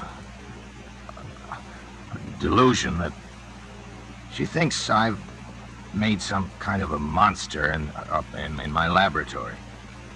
It controls my mind and controls my actions. Huh. So I'm putting her completely in your hands. Oh, well, it's of course a little unusual, but since you are yourself a medical man... That's right. You definitely wish to commit her, then, huh? Yes. Yes. You have the papers. Oh, yeah, here you are. Just your signature will be enough, Doctor. There you are. You let me know about everything, won't you? Oh, naturally, Doctor. We keep you informed. Thank you. Well, goodbye then, Dr. Corey. We will do what we can. Patrick? And Mrs. Corey is staying with us, Miss Wilcox. Yes, Dr. Zanger. Patrick? Come back! Patrick! Oh, it's all right, Mrs. Corey. Just come with me, please. Patrick! Where are you going? Let me go! Let me go! Oh, Dr. Corey? Yes? Oh, about the bill, how do you wish it to be handled? The bill? The bill? Sure. I'll take care of it by the week. The checks will be signed William H. Donovan. Sure.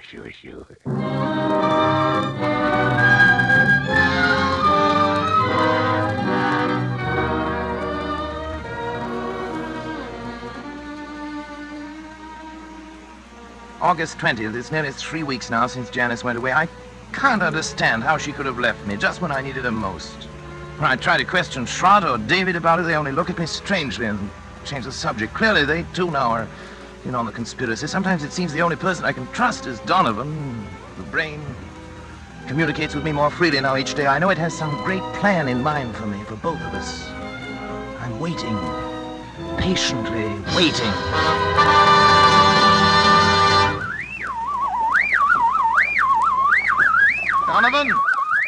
Donovan, I'm listening, Donovan. Don't be angry, Donovan. I'm trying to understand. I'm listening, Donovan. I'm listening. I'm listening. Sure.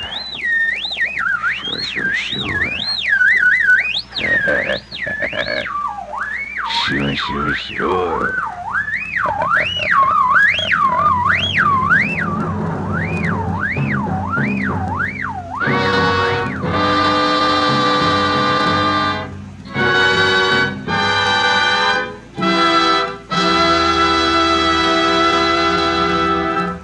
And so closes Donovan's Brain, Part 1, the first of 2 half-hour presentations of Kurt Siodmak's story, presenting Orson Welles as star of Suspense.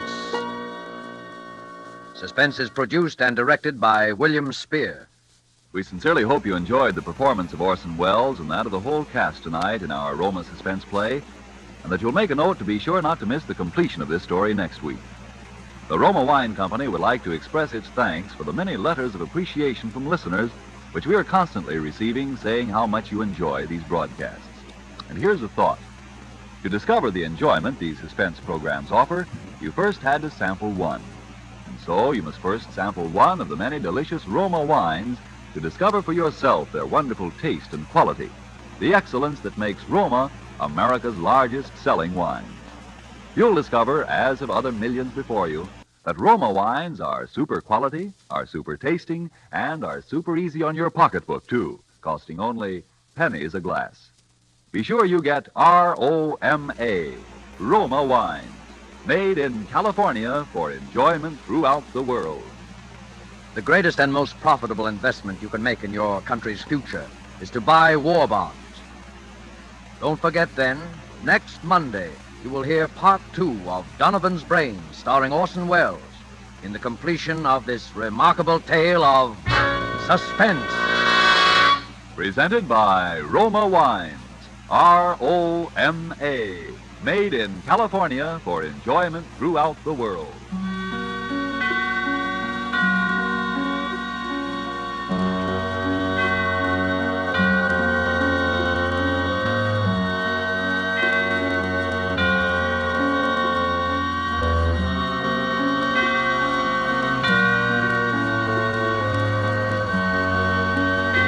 This is CBS, the Columbia Broadcasting System.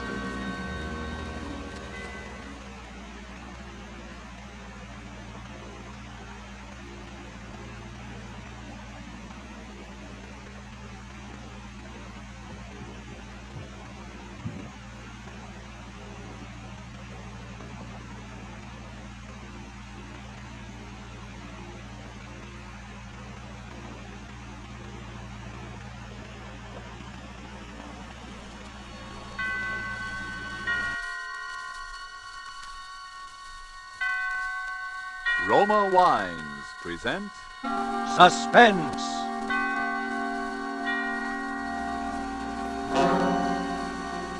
Roma Wines, made in California for enjoyment throughout the world. Salud. Your health, senor. Roma Wines toast the world. The wine for your table is Roma Wine, made in California for enjoyment throughout the world. This is the Man in Black, here to introduce this weekly half hour of Suspense. Tonight from Hollywood, we again bring you Mr. Orson Welles in the second of 2 consecutive performances starring Mr. Welles as the protagonist of Kurt Siodmak's novel, Donovan's Brain. The producer of Suspense and its sponsors, the Roma Wine Company of Fresno, California, felt this story so unusual that it merited more than our usual time. So in somewhat of a departure from established radio formulas, we are bringing you the story of Donovan's Brain in 2 parts. Part 1 you heard last Thursday, and tonight you will hear Part 2, the completion of Donovan's Brain. But before we raise the curtain on our suspense play, let's for a moment wish ourselves away to Havana, Cuba, seated at a table in the fashionable Hotel Nacional de Cuba. Near us, a group of Cubans are entertaining an American visitor. Our American has just remarked that in point of great enjoyment, the Cuban rumba is one of America's most delightful imported dances. And then, raising his wine glass, the Cuban host responds, "Then we have perhaps discharged some part of our debt to you Americans for this wonderful tasting wine that gives us such great enjoyment. It is wine that Cuba imports from your faraway California. It is Roma wine." Americans didn't have to wait for wine connoisseurs of other lands to discover the greatness of California's wine districts, the superb quality of Roma California wine. So many millions made this discovery for themselves that Roma wines have long been America's largest selling wine. But these millions discovered something more. In Roma wines, they discovered an easy, inexpensive way to increase the delights of daily living. Yes, millions have discovered that Roma wines, as a beverage on the table, and when used in entertaining, add a charm of a special and wholesome kind. I told you Roma wines cost little. That's because here in America you pay no high import duty, no expensive shipping charges. And 2, Roma wines come from Roma's own wineries in the heart of choice California vineyard districts. So cost to you is only pennies a glass for R-O-M-A, Roma wines, made in California for enjoyment throughout the world. And now with Part 2 of Donovan's Brain, and with the performance of Orson Welles as Dr. Patrick Corey, we again hope to keep you in suspense.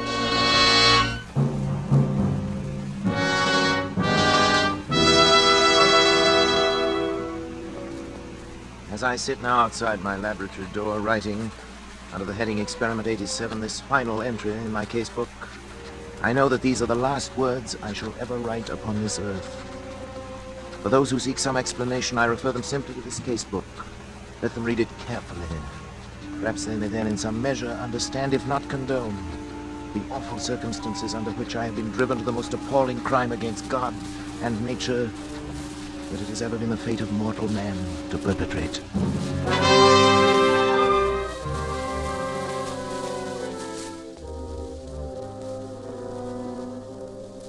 August 24th. It's now 6 weeks, exactly 42 days, since I began the experiment.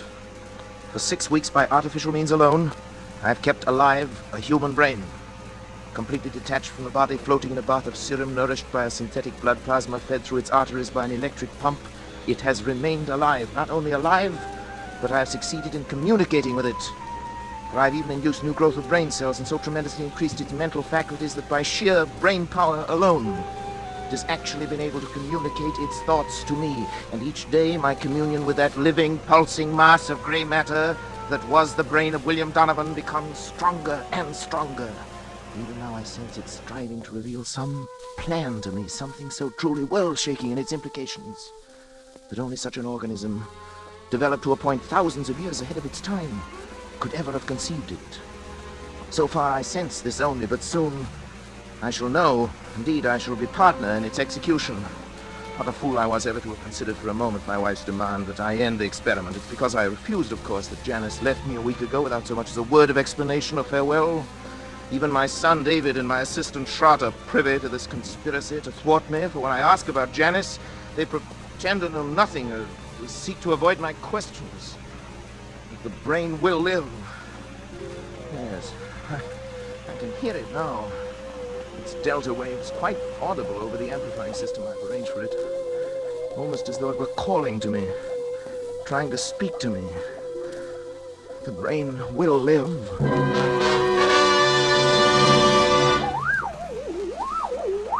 Donovan? What is it? What are you trying to tell me? Go on, Donovan. I'm listening. Go on. Go on. Go.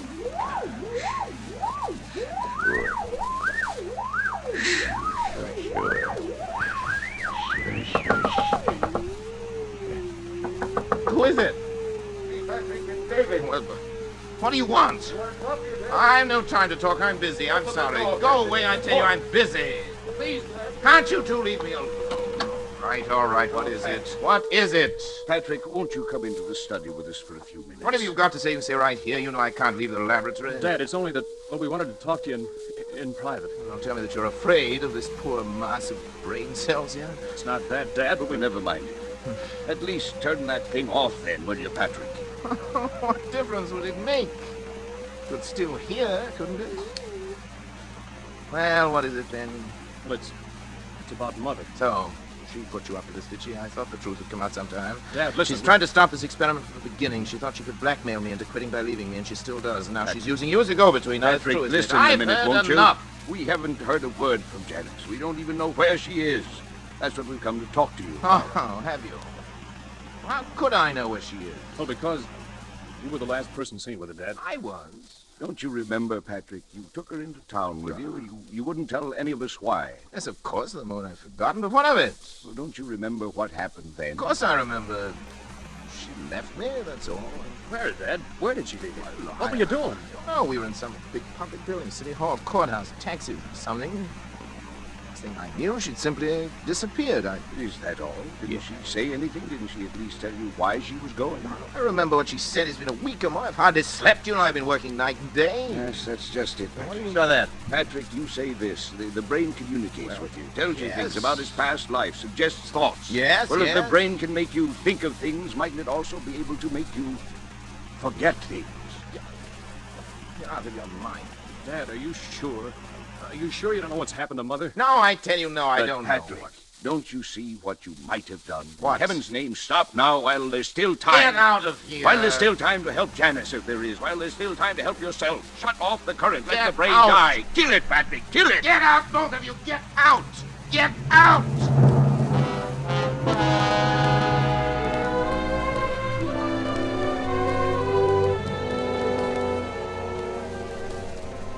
August 26th. The brain continues to communicate thought fragments more and more easily, but nothing further on what I've come to think of as the plan. I'm now sleeping a great deal, but my dreams are becoming increasingly troublesome, although I'm at a loss to analyze them. Most frequent is a sort of vast cosmic ballet presided over by the colossal figure of a young man whom I seem to recognize, yet I never see his face. It's as though the entire population of the Earth were moving past him in review at his command.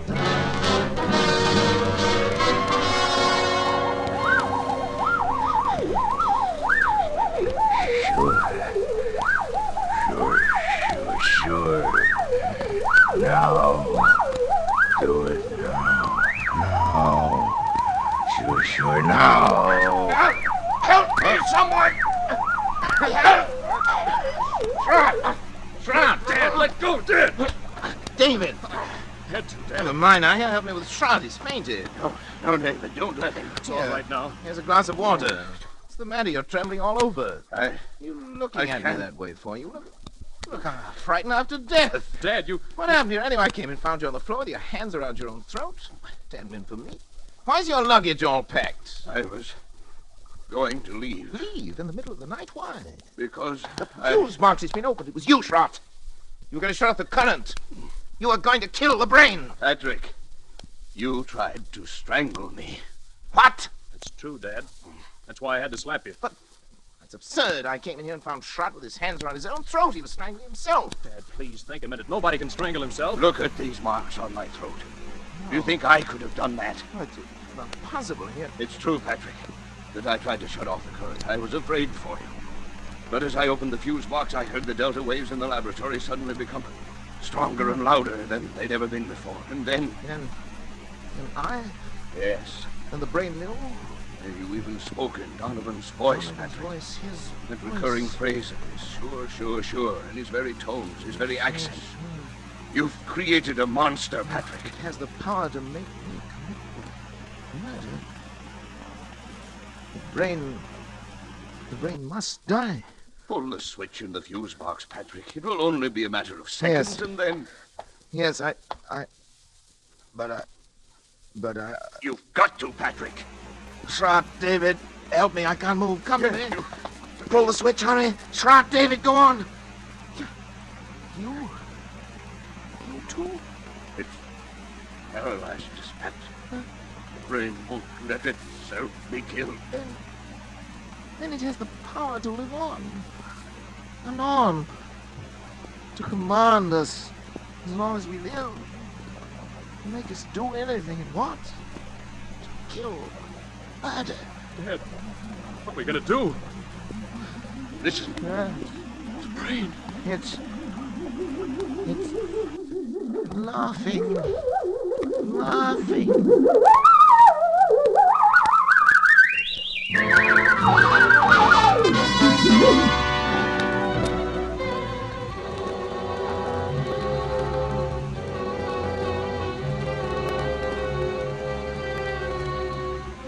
September 7th. Schrott has left. He had to, of course, for his own protection, if nothing else. Before he left, he swore to eternal secrecy. He was going to try to find Janice. The very thought that any harm might come to her through me is enough to drive me almost mad. As for David, although he's strong enough to prevent any untoward accidents, I don't know. He's volunteered to stay with me. He'll sleep at night behind locked doors. We must devote every faculty we possess together and independently to finding a way of destroying the brain. Perhaps while it sleeps. Although it seems to have developed tremendous powers of the subconscious, which operate even in sleep. The recurring dream, the now oppressive sense of some further task to be performed, continues. If Janice were only here, even her presence, I know, would help immeasurably to combat this fearful thing. Terrible thought crosses my mind. Could Schrott have left if the brain had not, for some reasons of its own, actually wanted him to leave?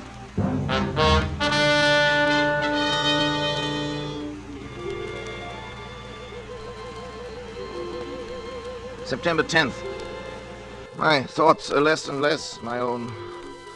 The dream of the young giant bestriding the earth, the figure without a face, pursues me now, even in my waking hours. Increasingly, I seem to live in a world of evil fantasy, peopled and controlled by the mind of William Donovan.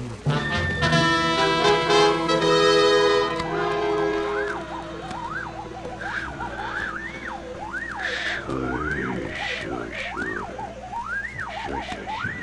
It's not much time, but time enough. Time enough. Sure. Time enough. Sure.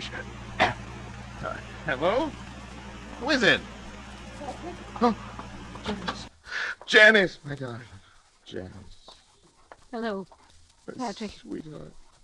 How are you, Patrick? Oh, I'm well enough. But Janice, where have you been? Janice, why did you leave me that day? Why didn't you at least tell me? Where did you go, darling? I was with friends. Well, did Trot tell you anything? No, nothing special. Janice, I know I haven't been a very good husband these last months. I haven't been very kind, or very considerate, or even civilized. I haven't been myself, Janice. I know, Patrick. My poor darling. If you'd only known how I missed you after you left, how I needed you. I need your help, Janice. I know, Patrick. I came back to help you. But what? Where's David? He's asleep in the next room. That is, ladies tried to make it a point to sleep on him, and I didn't. I'm trying to keep an eye on things. Patrick, I'm going to help you. Darling. All I can, any way I can. But first, I want to take David away. David? Why? Because I don't think it's good for him to be here. No? I don't think that you... Patrick, I don't want to torment you. It's only that perhaps we can find a way if we know all the facts. What, Janice? Don't you know, really, where I was? No, how could I? Don't you remember where you took me? Where I took you? You took me to a psychiatric clinic. You had me committed to a madhouse. That was Janice. No, not you. Donovan. Donovan. It was because I tried to make you stop the experiment. Yes. Kill the brain. As you left me there, you even spoke in Donovan's voice.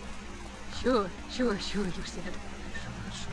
I thought they were the last words I would ever hear you speak. Oh, Janice, forgive me. Forgive me. I couldn't persuade anyone. I was sane. Oh, sweet. After what you told them. Everything I said only made them think I was mad. I'm not mad. Am I? I'm not mad. Am I?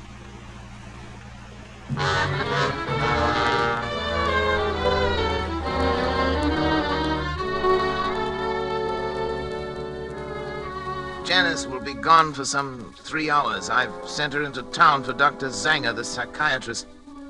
Maybe he can help, but now suddenly I'm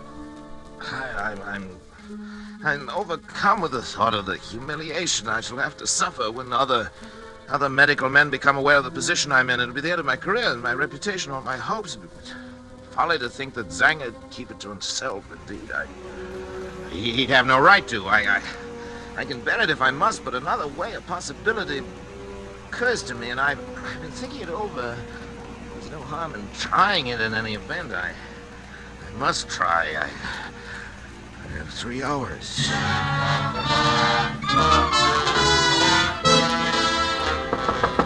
David! Yes, Dad? David, what's your blood type? Do you know your blood type? As a matter of fact, I Well, don't think I do. Why? No matter, we can easily find out. David, I think at last I know a way. To kill the brain? It's simple. It's perfectly natural, and yet 9 chances out of 10 is something Donovan had never known about. I'll do it myself. Unfortunately, my blood type and his are... they're the same. Transfusion? Of course, I have to replenish the blood substance periodically. Anyway, it's about time to do it again. I've always used my own because it was the same type as his, but if yours is a different type, the right type, David. You mean the wrong type? Yes, you've given the wrong... The brain will die given the wrong type. Sounds possible. I'm sure of that. I know it. But suppose the brain Yes? knows it knows other things. I've thought of that. It's a chance we'll have to take if you're willing, David, my boy. Of course I am. Then we'll take the blood sample now. Come into the laboratory. You only have the right blood type. Sure. Rather the wrong type. If you haven't, we'll find someone who has. Maybe shot. Now, lie down there on the table, David. We want a tourniquet on your arm here. I'll A put it small on. syringe will do it. Go ahead, I'm ready. David, don't watch me. It'll be easier if you don't. For me. That's a funny one. Coming from you. Well, doctors are never quite as steady with members of their own family, you know. Ready? Sure. Ready. Here we are. You all right? Yeah. Be through in just a second. You getting it? All right. Yes, sure. Just a second now. Dad, I'm sleepy. You'll be over it. But what's the matter? Why am I so sleepy? You'll be all right. So Sure. That's what an anesthetic is for. Make you sleep.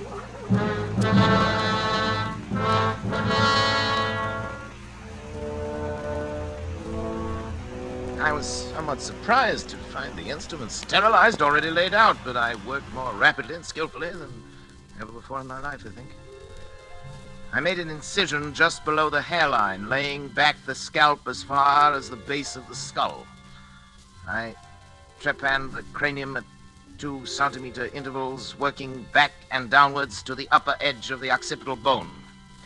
With the Geely saw, I cut through the connecting bone structure and removed the entire top of the cranium, placing it in saline solution to preserve it. I made a semicircular incision in the dura mater, laying it to one side, exposing the brain. As I dissected out the facial, auditory, and pneumogastric nerves to free the medulla oblongata, I became conscious of an insistent clamoring, something like a mounting hysteria in the distant reaches of my mind. Almost as strong as the irresistible compulsion that drove me on. But my hand did not falter. With a sure stroke, I severed the spinal cord just below the first cervical nerve.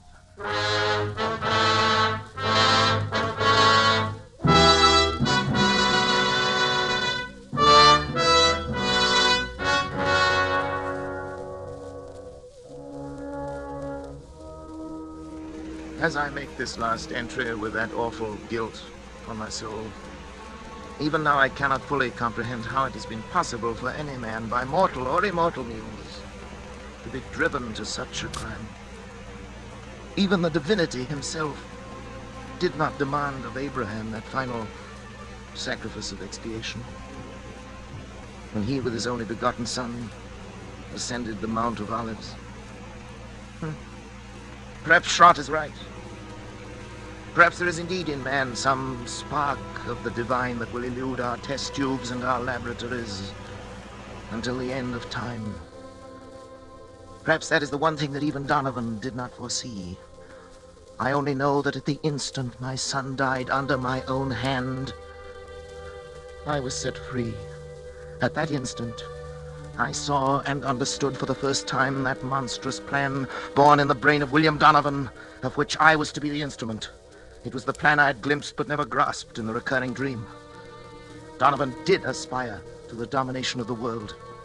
And with those tremendous mental faculties that I myself had given him, it was literally within his power to become the absolute ruler of all mankind. Only one thing was lacking, a young, strong body into which those ever-growing brain cells could graft and affix themselves to live on, and on perhaps for centuries. He chose the body of my son, and now, my son, at last too late. I am free to destroy this foul thing of my creation. I know it as surely as I know that my own life must be forfeit. And the brain also knows. I can hear the disturbed, erratic oscillations of the delta waves coming through the laboratory door. But there's no room left in me now for fear. I shall take the 6 steps from the desk where I'm writing this across to the laboratory door. How often I've taken them in happier times. I shall open the door, close it behind me, for the last time, and write finis to the mortal life of Patrick Arthur Corey and the brain of William Horace Donovan. May others learn from the record I leave here the lessons I have learned so bitterly and profit by them. And for the things that I have done, may God have mercy on my soul.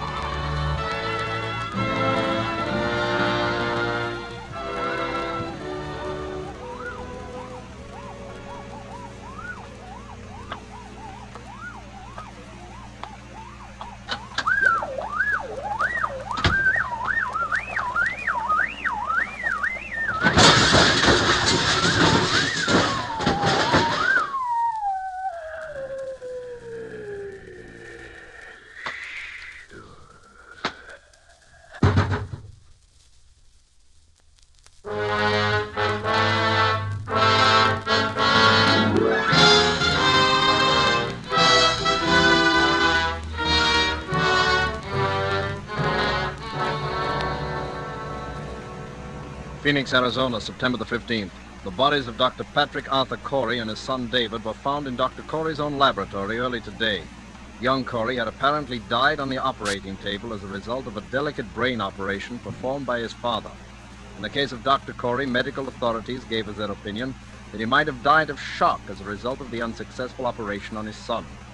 A curious feature of the case was the fact that numerous pieces of tissue identified as being from a human brain were found scattered about the laboratory floor, while a larger section of brain was found in the midst of an elaborate apparatus, evidently part of a scientific experiment. Medical authorities stated, however, that they were unable to explain the nature of the apparatus and that the brain itself was in such a state of decomposition as to indicate that it had been dead and slowly decaying for at least 3 months. Dr. Corey is survived by his wife, Janice. She was committed to the County Asylum for the Insane late this afternoon. Burial of Dr. Corey will be at the Mount of Olives Cemetery.